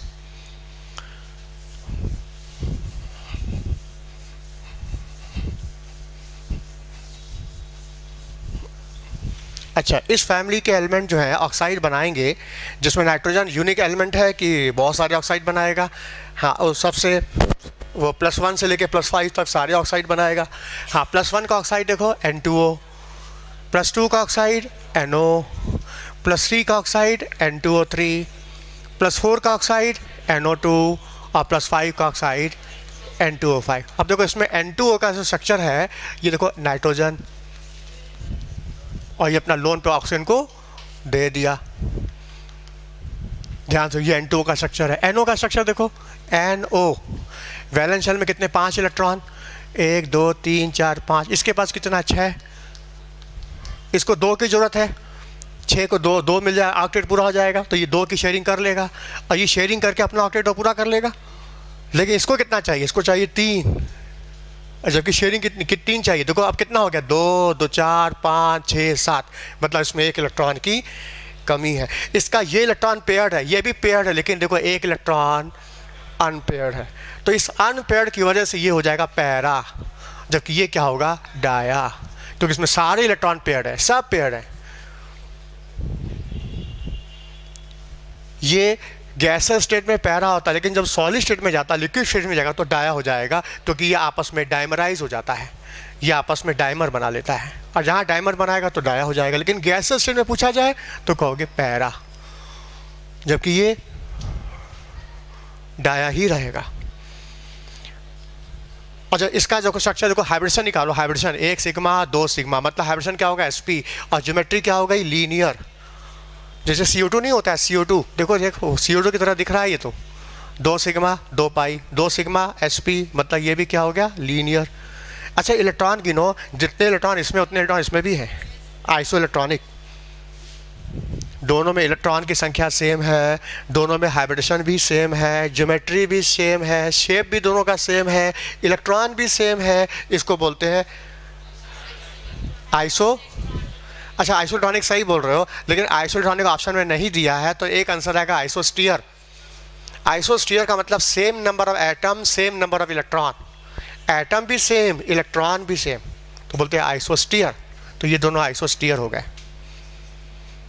Steer, आइसोस्टीयर। अच्छा, क्वेश्चन है, दोनों आइसोइलेक्ट्रॉनिक हैं, आइसोस्ट्रक्चरल भी हैं, आइसोज्योमेट्रिकल भी हैं, लेकिन विच इज हाईली रिएक्टिव, कौन ज़्यादा रिएक्टिव, N2O की CO2? बोलो क्यों? हाँ, क्योंकि पोलर है और ये नॉन पोलर है। इसको 20 से काटो, इक्वल हाफ में डिवाइड, ये हो जाएगा। जिसका डाइपोल मोमेंट जीरो नहीं है, जिसका डाइपोल जीरो है, और जिसका डाइपोल जीरो नहीं वो पोलर, और जिसका जीरो है वो नॉन पोलर। और नॉन पोलर कम रिएक्टिव होता है पोलर से, पोलर की रिएक्टिविटी हमेशा नॉन पोलर से ज़्यादा है, इसलिए ज़्यादा रिएक्टिव है ये, कम रिएक्टिव है ये, पोलर है ये, नॉन पोलर है। और देखो बुक में लिखा है एनसीईआरटी में कि N2O खुद से नहीं कंबसेबल है, खुद से नहीं किसी को जलाता है, लेकिन कोई जलती चीज़ के पास ले जाओ तो बर्निंग फास्ट हो जाती है। खुद नहीं जलता, ये खुद नहीं जलता, लेकिन कोई जलती चीज़ के पास ले जाओ तो बर्निंग क्या होती है, फास्ट। क्यों? हाँ, क्योंकि जब कोई जलती चीज़ के पास ले जाओगे ना, तो इसकी वजह से ये वाला बॉन्ड टूट जाएगा फट से, और टूट के क्या देगा, ऑक्सीजन देगा। और जब भी ये टूटता है N2O, जब भी ये टूटता है तो टूट के देता है क्या, देखो सामने 2N2 + O2, इसका रिएक्शन देखो ये होता है। कोई जलती हुई चीज़ N2O के पास ले जाओगे तो बर्निंग सब्सटेंस क्या करेगा, इसको तोड़ देगा, और ये जो टूटेगा तो ये रिएक्शन होगा। अच्छा, जब ये टूटेगा तो पता इसके टोटल गैस के वॉल्यूम का, ऑक्सीजन का वॉल्यूम बता 2/3 है कि नहीं, सॉरी 1/3 है, 1/3। टोटल गैस के वॉल्यूम का 1/3 बता O2 है कि नहीं, बोलो। जबकि एयर में जो ऑक्सीजन होती है वो कितना होता है, 21% होती है, मतलब टोटल 1/5 होती है। एयर में जो ऑक्सीजन है टोटल एयर के वॉल्यूम का 1/5 होता है, 1/5, जबकि इसमें ऑक्सीजन का वॉल्यूम 1/3 है, मतलब इसमें ऑक्सीजन का परसेंटेज, तो इसका जिसमें ऑक्सीजन ज़्यादा होगा उसमें कंबशन भी फास्ट होगा। मतलब कोई जलती चीज़ हम N2O में ले जाएं कंपेयर टू एयर, तो इसमें बर्निंग क्या होगी, फास्ट होगी। और इसका एक एक्सपेरिमेंट होता है कि कौन चीज़ बर्निंग में सपोर्ट कर रही है, इसका एक्सपेरिमेंट बोलते हैं रीकाइनेस ग्लोइंग स्प्लिंटर। इसमें होता है क्या है कि माचिस की तीली को तुम जलाओ, उसके बाद बुता दो, उसमें चिंगारी होनी चाहिए, चिंगारी होनी चाहिए।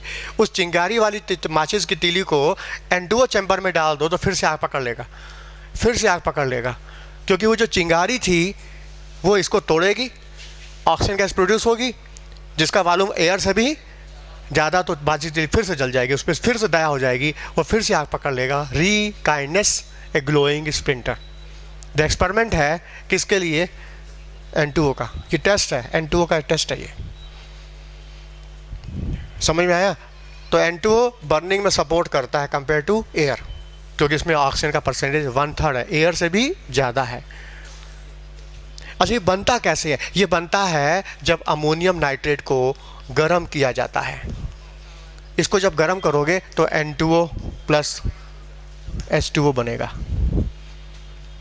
ये उसको लेबोरेटरी बनाने के लिए अमोनियम नाइट्रेट को गर्म किया जाता है, लेकिन ये एक्सप्लोड कर जाता है, इसलिए रिस्क से बचने के लिए लोग क्या करते हैं, अमोनियम क्लोराइड और सोडियम नाइट्रेट का मिक्सचर गर्म कर देते हैं, क्योंकि डायरेक्ट हीटिंग करने से विस्फोटक, ये एक्सप्लोजन करता है ना, ये विस्फोटक है, ये एक्सप्लोसिव नेचर का होता है, इसलिए हम डायरेक्ट ना हीट करके ये मिक्सचर हीट कर देते हैं N2O बनाने के लिए। इसको बोलते हैं नाइट्रस ऑक्साइड, इसका नाम क्या है, लाफिंग गैस, लाफिंग गैस इसी को बोलते हैं।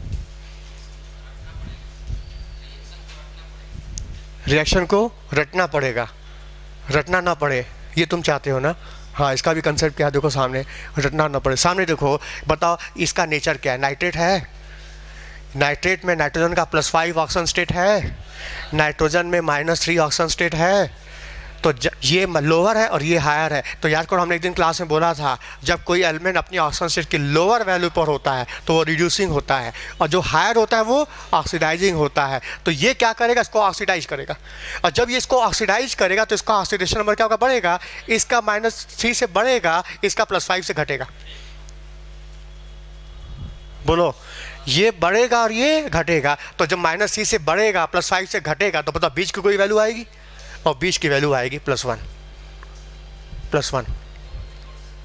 जोड़ का भी है, बता रहे हैं। फिर कहोगे +1 आ रहा है तो +3 क्यों नहीं आ रहा है, बीच में और भी तो वैल्यू आ रही है। बोलो, +3 क्यों नहीं आ रहा। तो इसके लिए तुमको सब पहले पढ़ोगे तब समझ में आ जाएगा। क्योंकि ये जो चीज़ होता है ना, ये एग्जिस्टेंस लो टेम्परेचर पे ही होता है, ये -30 पे ही एग्जिस्ट करता है। तुम रिएक्शन करा रहे हो रूम टेम्परेचर पर, जबकि इसका एग्जिस्टेंस -30 पर होता है, 30 डिग्री पर, -30 पर ही एग्जिस्ट करता है। तो रूम टेम्परेचर पे कैसे बन सकता है ये। मतलब तुम सबको जब पढ़ोगे ना तो तुमको समझ में आएगा कि यही क्यों बन रहा है। समझ में आया। अब जैसे तुम्हारे सामने 4 कंपाउंड रख दिया लाइन से, और कह रहा है which compound heat on heating ammonia gas, किसको हीट करने से अमोनिया बनेगी। अब देखो, इसको हीट करने से अमोनिया कभी नहीं बनेगी। क्यों, क्योंकि ये +5 जो है ऑक्सीडाइजिंग जो है, ये इसको क्या करेगा, ऑक्सीडाइज करेगा। जब ये ऑक्सीडाइज होगा तो -3 से क्या होगा, बढ़ जाएगा, जबकि अमोनिया में -3 होता है। इसका मतलब अमोनिया कब बाहर आएगी, जब यहाँ अमोनियम तो रहेगा लेकिन सामने कोई ऑक्सीडाइजिंग एजेंट ना हो। जब ऑक्सीडाइजिंग होगा नहीं, इसको ऑक्सीडाइज करेगा नहीं, तो -3 का -3 में ही रह जाएगा, अमोनिया बाहर आ जाएगी। जैसे अमोनियम क्लोराइड। अब बताओ, अमोनियम क्लोराइड में इसको हीट करोगे तो अमोनिया मिल जाएगी तुमको, इसको हीट करो अमोनिया मिलेगी, क्योंकि इसका नेचर ऑक्सीडाइजिंग नहीं है।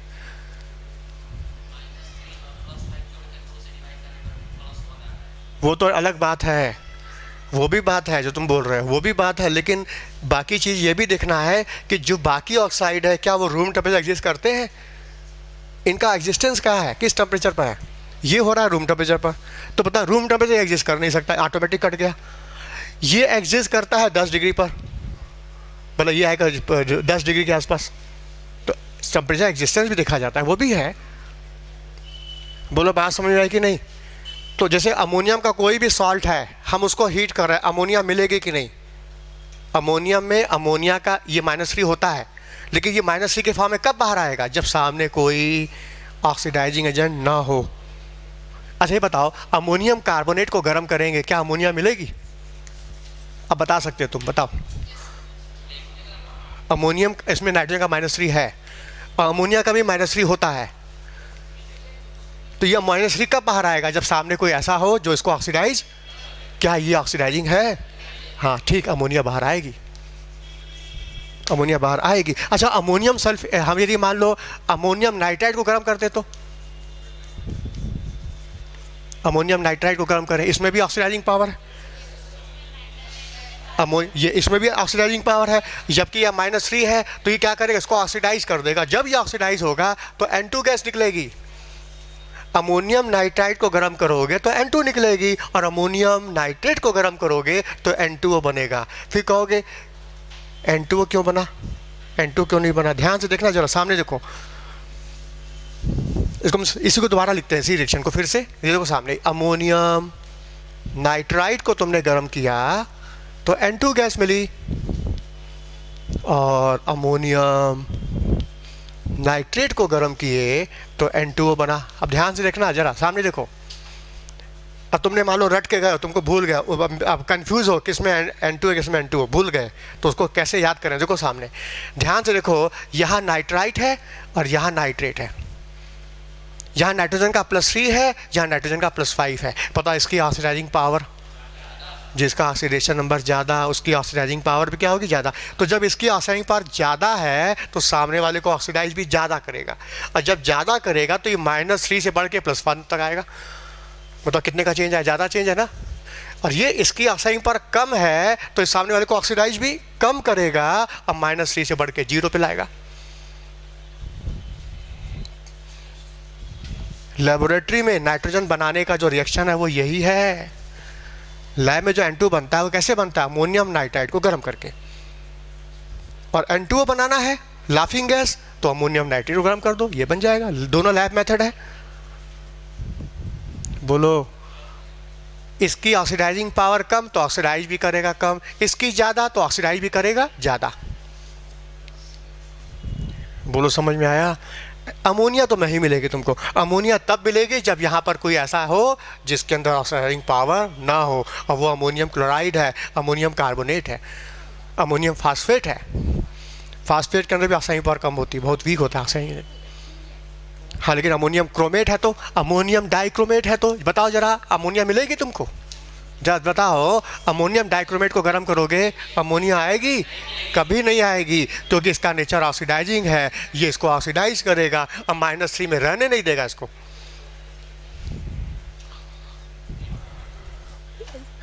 समझ में आया? तो किसी भी अमोनियम सॉल्ट को गर्म करेंगे, कब अमोनिया मिलेगी कब नहीं मिलेगी तुम बता सकते हो? सामने कौन बैठा ये देखो, सामने ऑक्सीडाइजिंग है तो नहीं मिलेगी, और सामने नहीं है तो कार्बोनेट है, क्लोराइड है, फास्फेट है, तो अमोनिया निकल आएगी बात। अमोनियम तो है ही, -3 से -3 में रह जाएगा। नहीं समझ में आया? कंसेप्ट सुनो बस।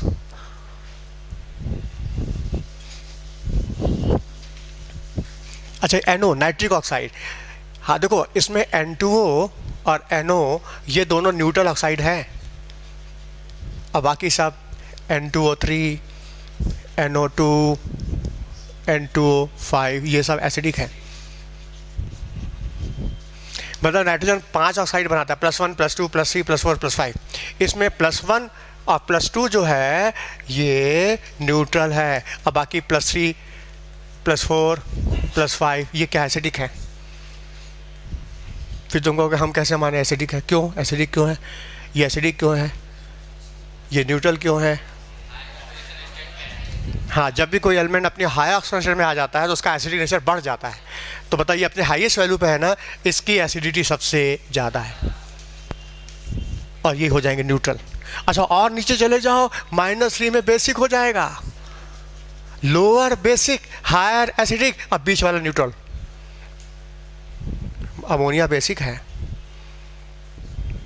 अच्छा, अमोनिया भी बेसिक है, हाइड्रोजन भी तो बेसिक है, हाइड्रोक्सिलमाइन भी तो बेसिक है, लेकिन कौन ज़्यादा बेसिक है? यहाँ -3, यहाँ -2, यहाँ -1। बोलो। हाँ, क्योंकि जितना ज़्यादा नेगेटिव चार्ज होता जाएगा, इलेक्ट्रोनेगेटिव घटती जाएगी, इलेक्ट्रॉन खींचने की ताकत कम, देने की ताकत ज़्यादा, और देने वाला ही तो बेस होता है, मोर बेसिक अमोनिया।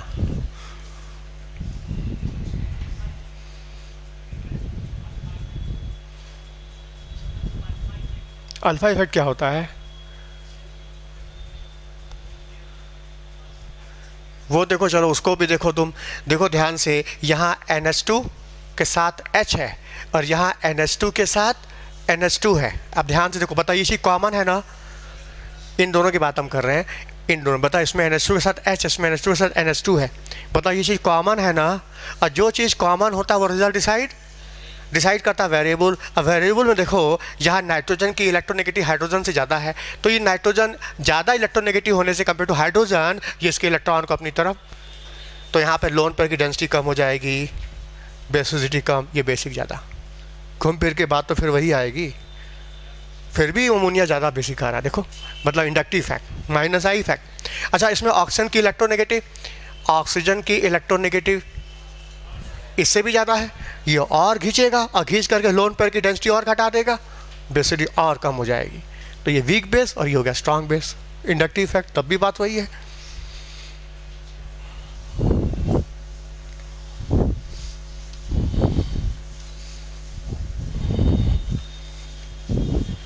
अच्छा, आगे देखो, ये जो नाइट्रिक ऑक्साइड है ये न्यूट्रल गैस है, न्यूट्रल। इसमें एक ऑड है जिसकी वजह से पैरामेट्रिक होता है, गैसेस स्टेट में पैरा और लिक्विड स्टेट में डायमराइज हो जाता है। अच्छा, इसमें नाइट्रोजन का ऑक्सीडेशन नंबर देखो क्या है, +2 है, +2 है, जबकि नाइट्रोजन का रेंज क्या है, -3 से लेके +5 का है।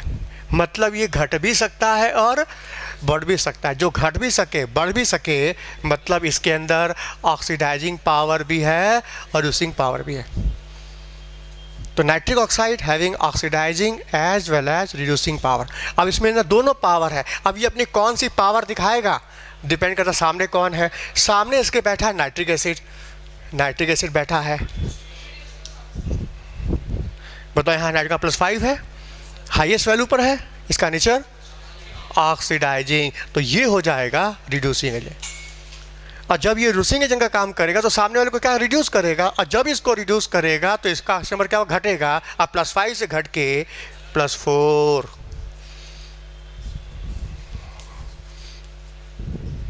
और ये रिएक्शन रिवर्सिबल होता है। तो मतलब नाइट्रिक ऑक्साइड नाइट्रिक एसिड को रिड्यूस करेगा +5 से +4 में, और NO2 गैस निकलेगी रेड ब्राउन। रिएक्शन बैलेंस है, चेक कर लो, चेक कर लो, बैलेंस होगा, नहीं बैलेंस है, नहीं कर लेते हैं, अभी कर लेते हैं।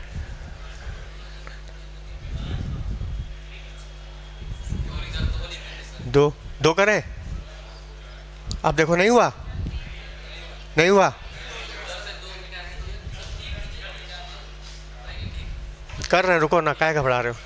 यहाँ नाइट्रोजन कितना, 2 और 1 3, और यहाँ 2 है, तो हमको 3 करना है ना, तो यहाँ 3 कर दो। आप बताओ, नाइट्रोजन 3, ऑक्सीजन कितना हुआ, 3 दूना 6, 6 और 1 7, 3 दूना 6, 7 हो तो गया। हाइड्रोजन कितना, 2, हाइड्रोजन कितना हो तो गया, देखो ना,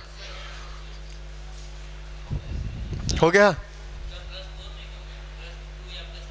हाँ, अभी हम बताएंगे +3, अभी हम बोला +3 तो -30 पर ही एग्जिस्ट करता है, -30 पर, और तुम करा क्या रहे हो, रूम टेम्परेचर 25 डिग्री पर करा रहे हो, 25 पर +3 का एग्जिस्टेंस ही नहीं है। चलें आगे, सामने देखो। अब देखो, तुमने नाइट्रिक ऑक्साइड ने नाइट्रिक एसिड को रिड्यूस किया NO2 और वाटर में, रिएक्शन क्या है, रिवर्सिबल है। अब देखो सामने, तुमने नाइट्रिक एसिड में, सामने देखो, तुमने नाइट्रिक एसिड में कोई मेटल डाल दिया, सामने देखो, बात समझने की थोड़ा।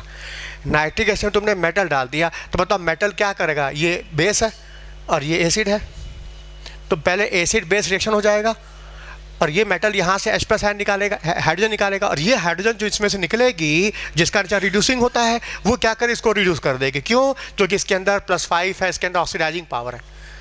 नाइट्रेट के अंदर ऑक्सीडाइजिंग पावर है, याद रखना, नाइट्रिक एसिड के अंदर 2 पावर होती है, एक तो ये एसिडिक होता है, प्लस इसके अंदर +5 होने की वजह से ऑक्सीडाइजिंग पावर भी होती है। नाइट्रिक एसिड के अंदर 2 प्रॉपर्टी है, एक एसिडिक नेचर भी है प्लस ऑक्सीडाइजिंग पावर भी है। क्यों, क्योंकि +5 है ना, अपने ऑक्सीजन सेल्स के सबसे हाईएस्ट वैल्यू बैठा है। तो नाइट्रिक एसिड के अंदर 2 प्रॉपर्टी है, एसिडिक भी है प्लस ऑक्सीडाइजिंग भी है। अच्छा, एसिडिक प्रॉपर्टी की वजह से ये मेटल से रिएक्ट करेगा, और जब मेटल एसिड से रिएक्ट करता है तो हाइड्रोजन गैस निकलती है, और जो हाइड्रोजन निकलती है उसका नेचर क्या, रिड्यूसिंग, और नाइट्रेट का नेचर क्या है, +5 ऑक्सीडाइजिंग। तो जो हाइड्रोजन निकलेगी वो इसी को रिड्यूस कर देगी, और जब इसको रिड्यूस करेगी तो इसका ऑक्सीडेशन नंबर क्या होगा, घटेगा, और ये +5 से घटते हुए +4 +3 तो बनेगा नहीं, +3 का तो +3 +2 +1 0 -2 -1 -3, मतलब कोई भी प्रोडक्ट बन सकता है। कहने का मतलब, नाइट्रिक एसिड में तुमने कोई मेटल डाला तो मेटल क्या करेगा, इसको रिड्यूस कर देगा, और जब इसका रिडक्शन होगा तो +5 से घट के बीच का कोई भी प्रोडक्ट बन सकता है। अब क्या बनेगा, डिपेंड करता है मेटल की रिड्यूसिंग पावर कितनी ज़्यादा है। यदि मेटल की रिड्यूसिंग पावर बहुत ज़्यादा है, मतलब जिंक हाईली रिएक्टिव मेटल तुम डाल दो, तो इस केस में +5 से घटते घटते घटते -3 आएगा, मतलब अमोनिया निकलने लग जाएगी। और रिड्यूसिंग पावर मेटल की कम है तब, मतलब रिएक्टिविटी सीरीज में मेटल नीचे का मेटल है, नीचे का, जैसे कॉपर, सिल्वर, लेड, मरकरी, बताओ सीरीज में नीचे की तरफ है, रिएक्टिविटी सीरीज में नीचे की तरफ है, जबकि जिंक, मैग्नीशियम ऊपर है, आयरन ऊपर है, इसकी रिएक्टिविटी ज़्यादा है, इसकी रिएक्टिविटी कम है। यदि तुमने नाइट्रिक एसिड में हाईली रिएक्टिव मेटल डाला जिसकी रिड्यूसिंग पावर क्या है, ज़्यादा है, तो ये नाइट्रिक एसिड को ज़्यादा रिड्यूस करेगा, तो ये +5 से घटते घटते -3 पे आ जाएगा, मतलब अमोनिया निकलेगी। और यदि तुमने इस नाइट्रिक एसिड में कॉपर, सिल्वर, लेड, मरकरी डाला जिसकी रिड्यूसिंग पावर क्या है, कम है, तो वो मेटल क्या करेगा, नाइट्रिक एसिड को रिड्यूस भी कम करेगा, और जब रिड्यूस कम करेगा तो +5 से घट के या तो +4 या तो +2 में आएगा। अब +4 और +2 में क्या आएगा डिपेंड करता है कि एसिड कंसंट्रेट है कि डाइल्यूट है। हाँ, यदि एसिड कंसंट्रेट रहेगा, कंसंट्रेट, तो उस केस में NO2 बनेगा, और एसिड डाइल्यूट है तो NO बन जाएगा। क्यों? क्यों? जब एसिड कंसंट्रेट है तो मतलब वहाँ पानी कम है तो रिएक्शन उधर जाएगा जहाँ पानी का फॉर्मेशन होगा, NO2। और जब एसिड डाइल्यूट है, ऑलरेडी पानी मौजूद है, एक्सेस वाटर है, और जब एक्सेस वाटर है तो रिएक्शन बैक हो जाएगा और क्या बन जाएगा? NO। समझ में आया? तो जब हम नाइट्रिक एसिड का रिएक्शन कॉपर से, सिल्वर से, लेड से, मरकरी से कराते हैं तो उस केस में दो प्रोडक्ट बन सकता है, या तो NO या तो NO2। हाँ, क्या बनेगा डिपेंड करता है, एसिड कंसंट्रेट है, यदि ये कंसंट्रेट रहेगा तो उस केस में क्या बन जाएगा? NO2। और डाइल्यूट रहेगा तो NO बन जाएगा। और ये मेरा नाइट्रिक एसिड 50% है था, बीच का है था, तो जवाब दोनों बनेगा। मतलब 5 नॉर्मल का नाइट्रिक एसिड हो या 50% नाइट्रिक एसिड हो और तुमने डाल दिया कॉपर, सिल्वर, लेड, मरकरी, तो ये भी बनेगा, ये भी बनेगा। नहीं समझ में आया? बोलो। और तुमने हाईली रिएक्टिव मेटल डाल दिया, जिंक, आयरन, मैग्नीशियम, माइनस से अमोनिया बन जाएगा। बोलो, समझ में आया? अच्छा ठीक है, अमोनिया बनेगा, लेकिन एक चाहिए भी सुन लो, यदि तुमने जिंक डाला नाइट्रिक एसिड के अंदर, आप देखो सामने जिंक डाला नाइट्रिक एसिड, बता स्क्यूसिंग पावर ज़्यादा है ना? स्क्यूसिंग पावर ज़्यादा है तो इसको ज़्यादा रिड्यूस करेगा, +5 से -3 ला सकता है, ये ला सकता है। लेकिन यदि तुमने एसिड कंसंट्रेट डाल दिया, जानते हो क्या होगा? Concentrate nitric acid oxidizing nature होने की वजह से फट से जिंक पर ऑक्साइड की लेयर बना देगा, और जिंक पर एक बार ऑक्साइड की लेयर बन जाएगी तो जिंक बेचारा पैसिव हो जाएगा, रिएक्टिविटी कम हो जाएगी, और जब कम रिएक्टिव होगी तो इसको रिड्यूस भी कम करेगा, और उस केस में N2O बनेगा। N2O नहीं, पहले तो ये बनेगा, पहले NO2 बनेगा। यदि कंसंट्रेट है तो NO2 बनेगा, और डाइल्यूट नाइट्रिक एसिड है तो उस केस में N2O बन जाएगा, और वेरी डाइल्यूट नाइट्रिक एसिड है, बहुत डाइल्यूट है, तो अमोनिया बन जाएगा, अमोनिया। मतलब जिंक का रेशो तुम कराते हो नाइट्रिक एसिड, और नाइट्रिक एसिड कंसंट्रेट है तो उस केस में +5 से घट के +4, केवल एक का चेंज आएगा। क्यों? क्योंकि नाइट्रिक एसिड ने, कंसंट्रेट ने इसको ऑक्सीडाइज करके ऑक्साइड की लेयर बना दी, और एक बार जब पैसिव लेयर बन जाएगी तो ये इनर्ट हो जाएगा, रिएक्टिविटी घट जाएगी, तो इसको रिड्यूस भी कम करेगा, +5 से +4, एक का चेंज आएगा। और तुमने डाइल्यूट नाइट्रिक एसिड डाल दिया तो लेयर भी कम बनेगी, इसकी ताकत बढ़ जाएगी, ज़्यादा इसको रिड्यूस करेगा, और जब ज़्यादा रिड्यूस करेगा तो +5 से घट के +1, कितना चेंज आया? बताओ, 4 का चेंज आ गया। और तुमने वेरी डाइल्यूट नाइट्रिक एसिड डाल दिया, तब तो भी इसकी ताकत क्या रहेगी? बढ़ जाएगी, इसको मजे का रिड्यूस करेगा और सीधे -3 पे चलाएगा, अमोनिया। अच्छा, अमोनिया बनेगा लेकिन बाहर नहीं आएगी, क्योंकि वो अमोनिया बेस और ये है एसिड मिलके बनाएगा अमोनियम नाइट्रेट, तो अमोनियम नाइट्रेट बन जाएगा। अमोनिया बनी लेकिन अंदर ही अंदर रिएक्ट कर गई, लेकिन बनी तो। समझ में आया? तो जिंक कंसंट्रेट नाइट्रिक एसिड के साथ NO2, dilute nitric acid N2O, और very dilute nitric acid ammonium nitrate. और यदि हमने कॉपर के साथ कराया, सिल्वर, लेड के साथ कराया, तो कंसंट्रेट नाइट्रिक एसिड है NO2, डाइल्यूट नाइट्रिक एसिड है NO, और 50% नाइट्रिक एसिड है, दोनों बनेगा।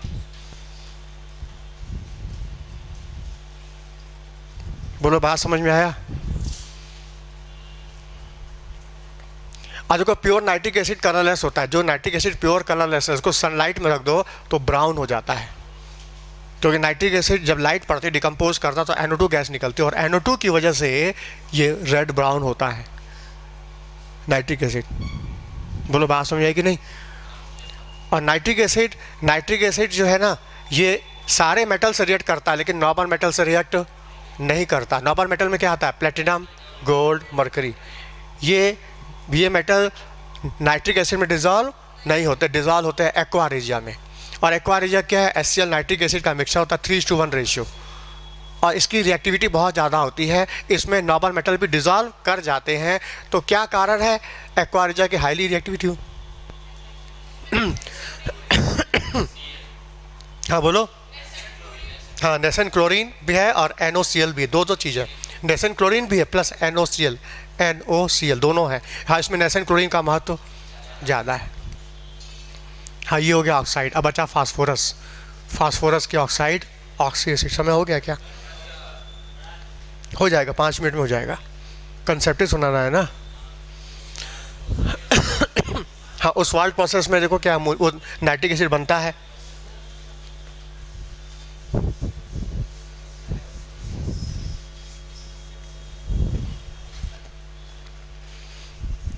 हाँ, नाइट्रिक ऑक्साइड जो है ना, ये नाइट्रिक ऑक्साइड जो NO, ये इंटरमीडिएट है ओस्वाल्ड प्रोसेस में। कैसे? ये रिएक्शन के अंदर बनता है। देखो, जब अमोनिया का ऑक्सीडेशन करते हैं प्लेटिनम कैटलिस्ट के प्रेजेंस में 900 डिग्री सेंटीग्रेड 6 एटमॉस्फेरिक प्रेशर पर, तो ये ऑक्सीजन को ऑक्सीडाइज करता है, इसको अमोनिया को -3 से चला जाएगा NO में, +2 में आता है। तो ऑक्सीजन ने अमोनिया को ऑक्सीडाइज किया NO में, और जब ये NO बन जाएगा तो NO कलरलेस गैस होती है, कलरलेस होती है। जब ये एयर के संपर्क में आती है, ऑक्सीजन के संपर्क में आती है, तो रेड ब्राउन हो जाती है, ये रेड ब्राउन हो जाएगी। और फिर इस रेड ब्राउन गैस को तुम पानी में डाल दोगे और साथ में एयर भी पास कराओगे, ऑक्सीजन भी चाहिए, और बन जाएगा नाइट्रिक एसिड। इसको बोलते हैं Oswald process for manufacturing of nitric acid. इस रिएक्शंस में नाइट्रिक ऑक्साइड इंटरमीडिएट होता है। तो nitric oxide is the important reaction intermediate in the manufacturing of nitric acid by catalytic oxidation of ammonia. This is the Oswald process. नहीं, पूरा reaction है, ये तो बीच का स्टेज है। ये पूरा रिएक्शन ओस्वाल्ड प्रोसेस हुआ पूरा, उसमें ये इंटरमीडिएट है। और देखो, यही NO जब तुम ब्राउन रिंग जो होता है, ब्राउन रिंग जब फेरस सल्फेट में तुम डाल दो, इसी NO को तुम फेरस सल्फेट में डाल दो वाटर के प्रेजेंस में, तो ब्राउन कंपाउंड बनता है, ब्राउन रिंग बनती है। नाइट्रेट का टेस्ट होता है नाइट्रेट, तो उसमें ब्राउन रिंग बनती है नाइट्रोसो फेरस सल्फेट की। ये नाइट्रेट का टेस्ट है। तो ये NO एज लीगेंड का काम करता है, लीगेंड जो कि कॉम्प्लेक्स बनाता है ब्राउन रिंग। बोलो, समझ में आया? हाँ, आज फास्फेट देख लो जल्दी से। Phosphorus, phosphorus, phosphorus.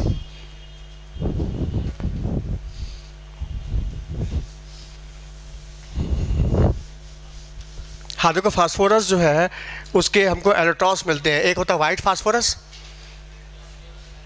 एक रेड फास्फोरस और एक ब्लैक फास्फोरस। हाँ, इसमें सबसे ज़्यादा मिलता है तुमको वाइट फास्फोरस मिलेगा, सबसे ज़्यादा नेचर में मिलता है।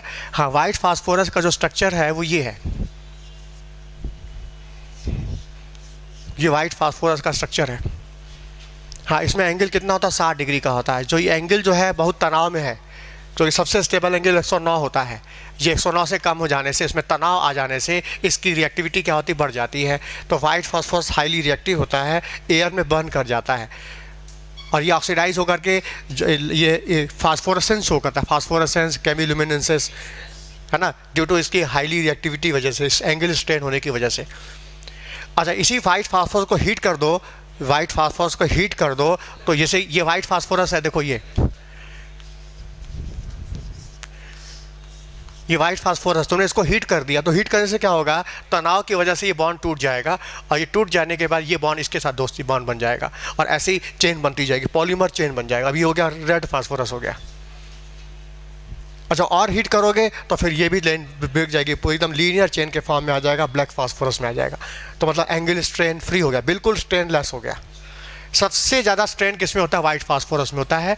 ये सबसे हाईली रिएक्टिव होता है, और हाईली रिएक्टिव होने की वजह से एयर में रखने पर तुरंत ऑक्सीजन के साथ बंद कर जाता है। इसको हम लोग कहाँ रखते हैं? पानी में रखते हैं, ठंडी जगह पर रखते हैं, ताकि इस पर किसी हीट का, एयर का एक्शन ना होने पाए। तो वाइट फास्फोरस को पानी में रखा जाता है, बिकॉज मालिक्यूल अंडर स्ट्रेन। गर्म दिमाग का है ना, तो ठंडा करने के लिए पानी में रखते हैं इसको। और ये एयर की ऑक्सीजन से रिएक्ट करके ऑक्साइड बनाता है, P4O6 बनाता है, P4O8 बनाता है, P4O10 बनाता है।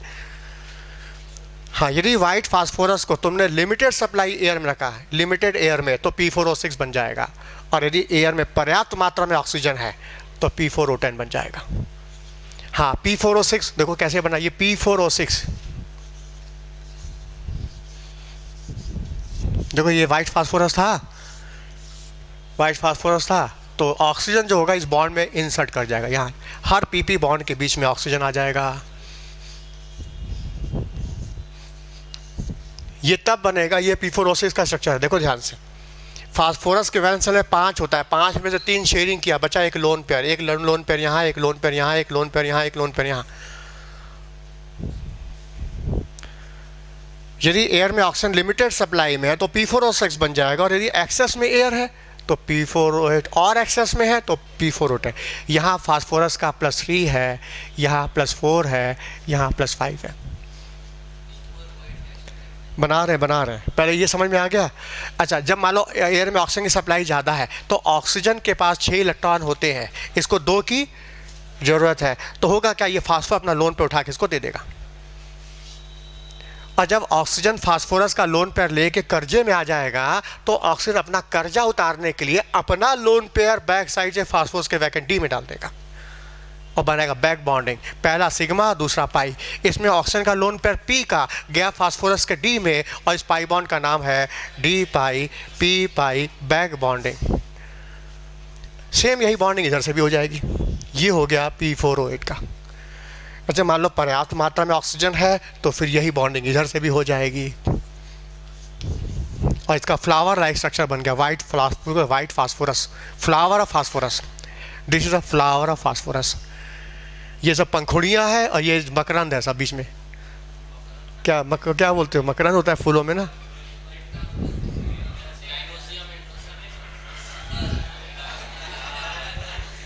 चले आगे, इसको क्या बोलते हैं, फ्लावर ऑफ फास्फोरस, P4O10।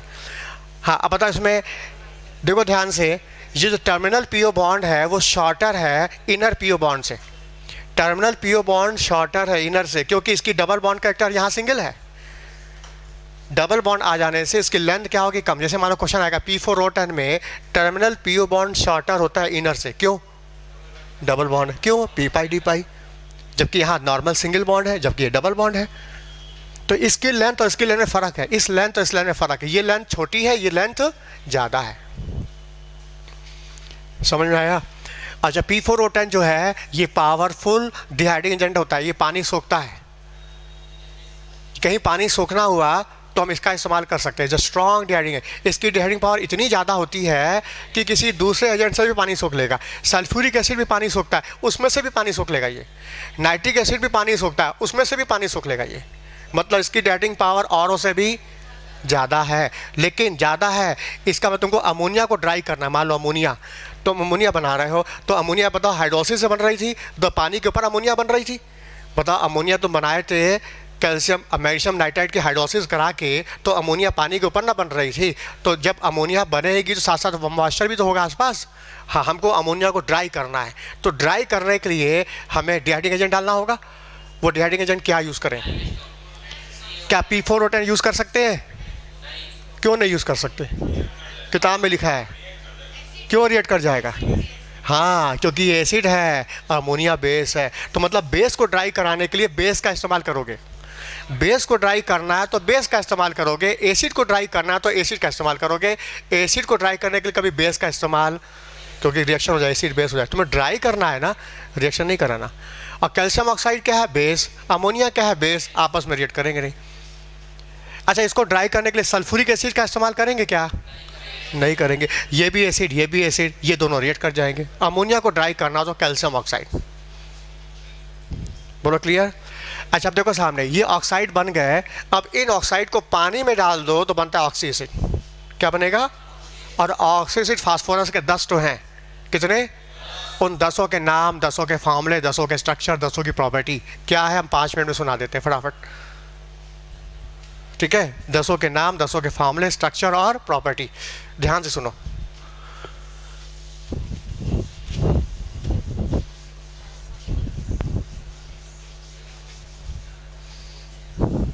हाँ, देखो सामने। हाँ, P2O3, P2O4, P2O5। देखो, फास्फोरस के 3 ऑक्साइड हम बनाए थे, +3, +4, +5। ये है +3, ये है +4, ये है +5। Acid oxide dissolve in water, ये ऑक्सी एसिड बनता है।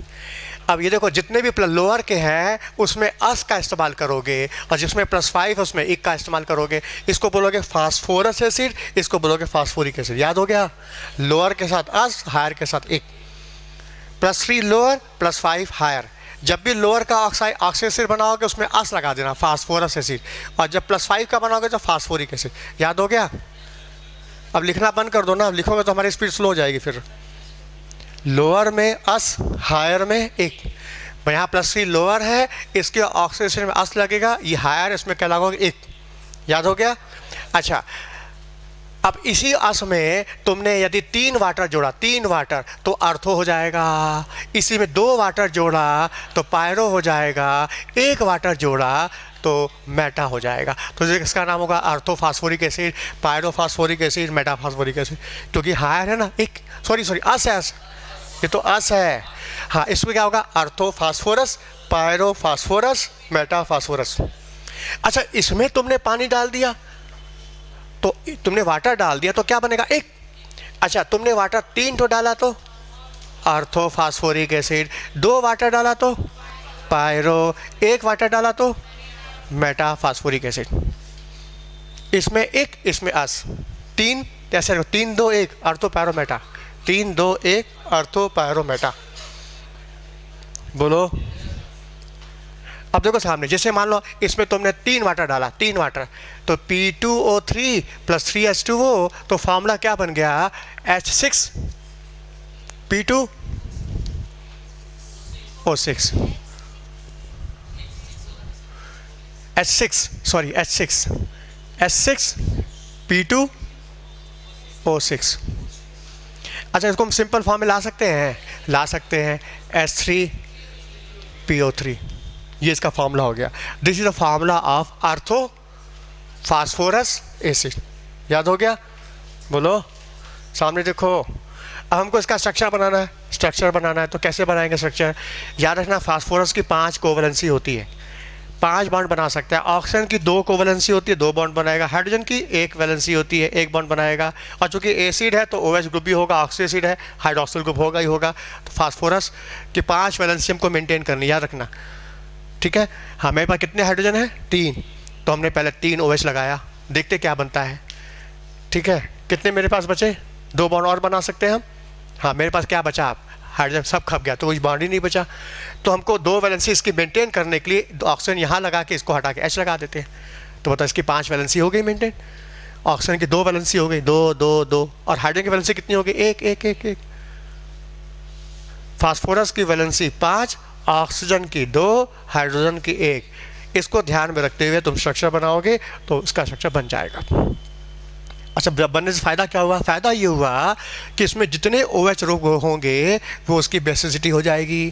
कितने OH है? 2। तो ये डाई बेसिक हो गया। इसका एक मालिक्यूल 2 H+ आयन देगा। इसका वैलेंसी वेक्टर क्या होगा? 2, इक्विवेलेंट वेट m/2 हो जाएगा। बोलो। अच्छा, इसमें pH लिंकेज है, जिसमें pH लिंकेज दिखाई देगा उसके अंदर रिड्यूसिंग पावर होगी,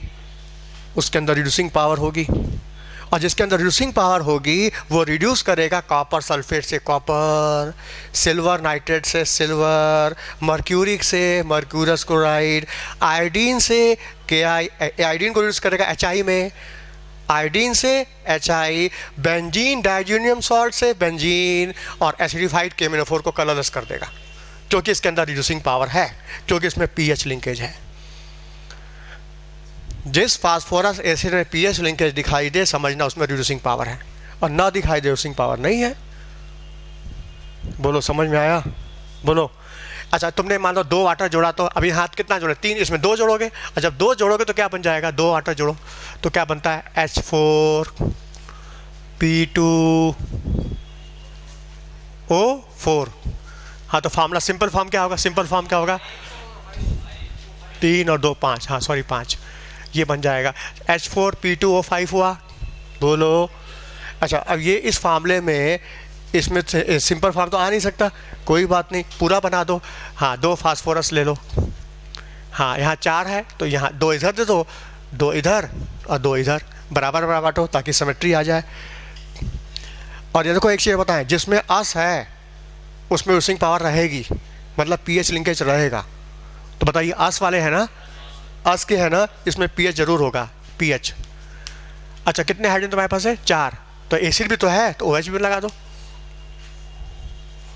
अच्छा कितने लग गए मेरे पास? 4 हाइड्रोजन लग गए, 1 2 3 4। ऑक्सीजन कितने लग गए? 2। कितने बचे? 3। तो 2 इधर, 2 इधर और 1 बीच में। 1 2 3 4 5 ऑक्सीजन हो गया। हाइड्रोजन 1 2 3 4 हो गया। पता बीच में सिमेट्री भी आ गई, स्ट्रक्चर स्टेबिलिटी भी आ गई। हाँ बताओ इसमें कितने OH हैं? 2। तो ये भी डाई बेसिक एसिड हो गया, 2 H प्लस आयन देगा। 2 तरह के सॉल्ट बनेंगे इसमें, प्राइमरी फास्फाइड, सेकेंडरी फास्फाइड। जितने तरह के, जितनी बेसिड उतने सॉल्ट भी। इसका प्राइमरी फास्फाइड, सेकेंडरी फास्फाइड। यदि तुमने ये रिप्लेस किया सोडियम से प्राइमरी, ये रिप्लेस किया सेकेंडरी फास्फाइड। हाँ इसमें पीएच लिंकेज है, रिड्यूसिंग पावर है, रिड्यूस करे कॉपर सल्फेट को कॉपर में, सिल्वर नाइट्रेट को सिल्वर में, आयोडीन को HI में, और केमिनोफोर को कलरलेस में रिड्यूस कर देगा। क्लियर? हाँ मेटाफॉस्फोरस एसिड का स्ट्रक्चर अभी तक डिफाइंड नहीं है, क्लियर डिफाइंड नहीं है, इसलिए बुक पे इसको रिपोर्ट नहीं किया, इसको छोड़ देना। अच्छा अर्थोफॉस्फोरिक एसिड का स्ट्रक्चर बनाना है तो क्या करो, उसमें 3 वाटर जोड़ दो। तो P2O5 में 3 वाटर जोड़ो, 3 वाटर जोड़ो, तो फार्मूला क्या बनता है? H6P2O8। इसका सिंपल फार्मूला हो तो H3PO4 ये बन जाएगा। अब हमको स्ट्रक्चर बनाना है इसका, हमको इसका स्ट्रक्चर बनाएंगे तो इसमें भी फास्फोरस की 5 वैलेंसी, ऑक्सीजन की 2, हाइड्रोजन की 1, फास्फोरस की 5 वैलेंसी, 3 हाइड्रोजन है। तो इसमें आपको याद रखना जितने भी एक है उसमें पीएच लिंकेज नहीं है। पीएच लिंकेज केवल अस वाले में होता है बस, ये सब एक वाले हैं, एक हायर, तो इसमें पीएच लिंकेज नहीं होगा। हाँ इसमें OH लगा दो बर से। हाँ देखो चेक हो गया, बन गया, देखो H3PO4। इसमें कहीं पीएच लिंकेज, इसमें रिड्यूसिंग पावर नहीं है। हाँ कितने OH है? 3। देखोगे ट्राई बेसिक एसिड हो गया, इसका वैलेंसी वेक्टर क्या होगा? 3। इक्विवेलेंट क्या होगा? M/3। और ये 3 तरह के सॉल्ट बनाएगा, primary phosphate, secondary phosphate, tertiary phosphate. बोलो समझ में आया? ये किसका स्ट्रक्चर है? अर्थोफॉस्फोरिक एसिड का। अच्छा इसमें हम 2 वाटर जोड़ दें तो पायरो का बन जाएगा। हाँ इसमें 2 वाटर जोड़ो,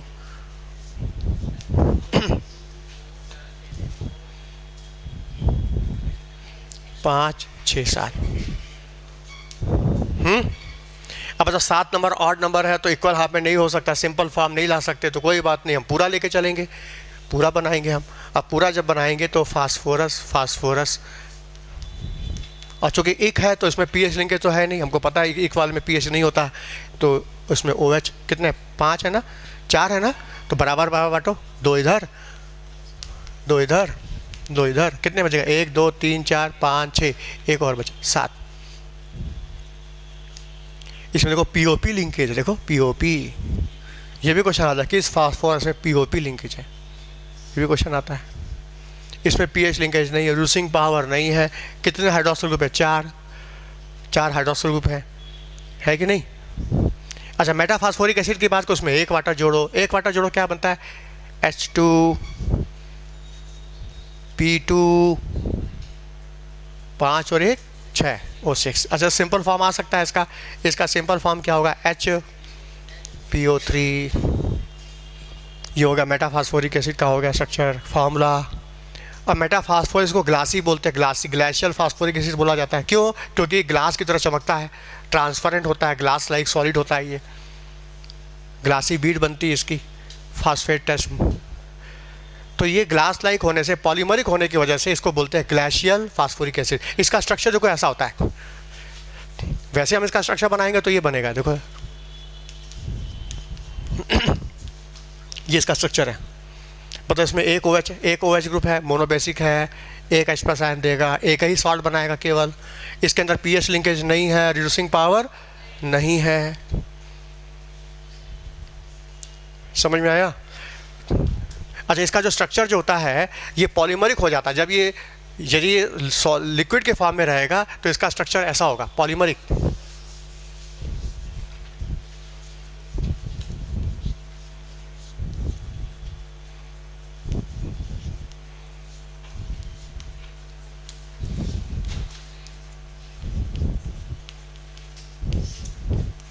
जब ये लिक्विड के फॉर्म में रहता है तो पॉलीमरिक हो जाता है, इस तरह से साइक्लिक ट्राइमर बना लेता है।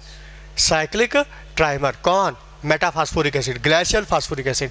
लेकिन जब ये सॉलिड के फॉर्म में आता है तो ये लीनियर पॉलीमर चेन बना देता है। तो नाम सुना है कैलगॉन, Na PO3 6। बस यहाँ H हट के सोडियम आ गया, बताओ PO3 6, मतलब ये पॉलीमर चेन बना लेता है ऐसा।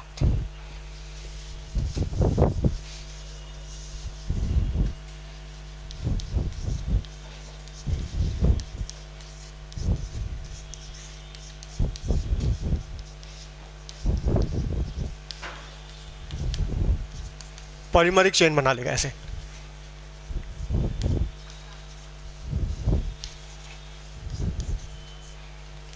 मतलब ये लिक्विड सॉलिड के फॉर्म में तो पॉलीमरिक चेन बना देगा, और यदि लिक्विड के फॉर्म में रहेगा तो साइक्लिक ट्राइमर बनाएगा, और वेपर के फॉर्म में डाइमर बनाता है। मतलब ये कभी सिंपल फॉर्म में एग्जिस्ट नहीं करता, ये हमेशा पॉलीमरिक फॉर्म में ही एग्जिस्ट करता है, और जिस वजह से ये क्रिस्टलाइन कंपाउंड हो जाता है, ग्लास लाइक अपीयरेंस होता है। इसको बोलते हैं ग्लेशियल फास्फोरिक एसिड। अच्छा, मेरे सामने एसिड रख दिया जाए, अब पूछा इसकी स्ट्रेंथ बताओ, कौन एसिड सबसे स्ट्रॉन्गर होगा? हाँ देखो सामने S3PO2, S3PO3, S3PO4। हाँ, इसमें पूछे सबसे स्ट्रॉन्ग एसिड कौन होगा? हाँ देखो, फास्फोरस के जो ऑक्सी एसिड होते हैं उनमें एसिडिक ऑर्गेनिक वाला कंसेप्ट लगता है, ऑर्गेनिक वाला इंडक्टिव इफेक्ट लगता है इसमें।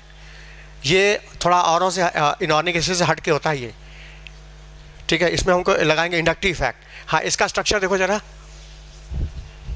इसका स्ट्रक्चर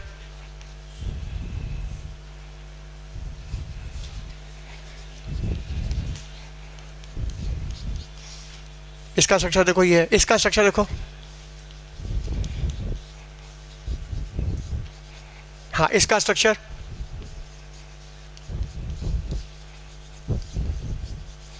ध्यान से देखो।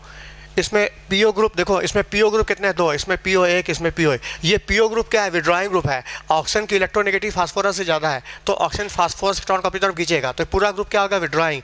तो ये विड्रॉइंग ग्रुप क्या करता है? इस बॉन्ड को पोलराइज कर रहा है।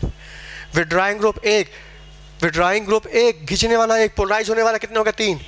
यहाँ विड्रॉइंग ग्रुप 1, अब पोलराइज होने वाला कितने? 2, और विड्रॉइंग ग्रुप 2, पोलराइज होने वाला 1। बताओ कौन सा बॉन्ड जल्दी पोलराइज होगा? कौन सा एक्सप्रेशन जल्दी बाहर आएगा? बताओ, पोलराइज हो रहा है 1, करने वाले 2, तो ये दोनों मिलकर इसको जल्दी पोलराइज कर देंगे, इसकी एसिडिटी सबसे ज़्यादा हो जाएगी।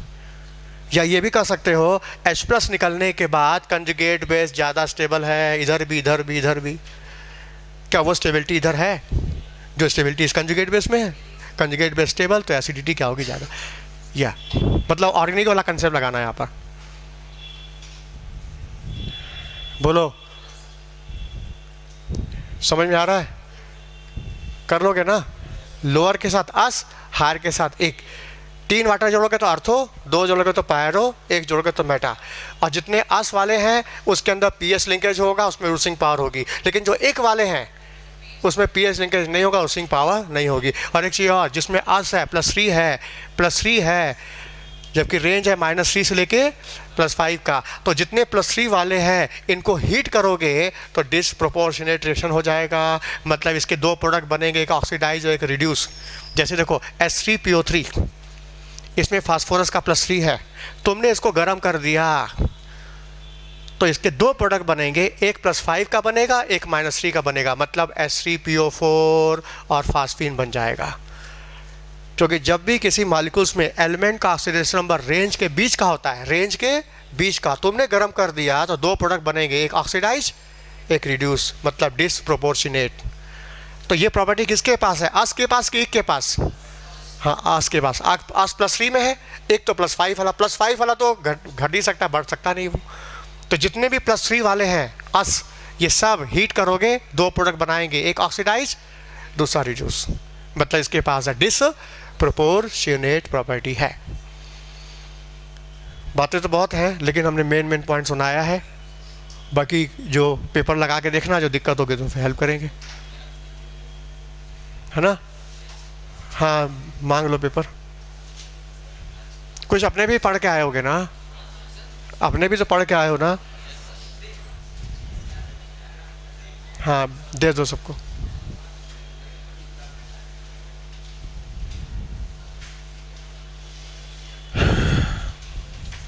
कुछ पूछना है, कोई प्रॉब्लम है तो बात करो, कोई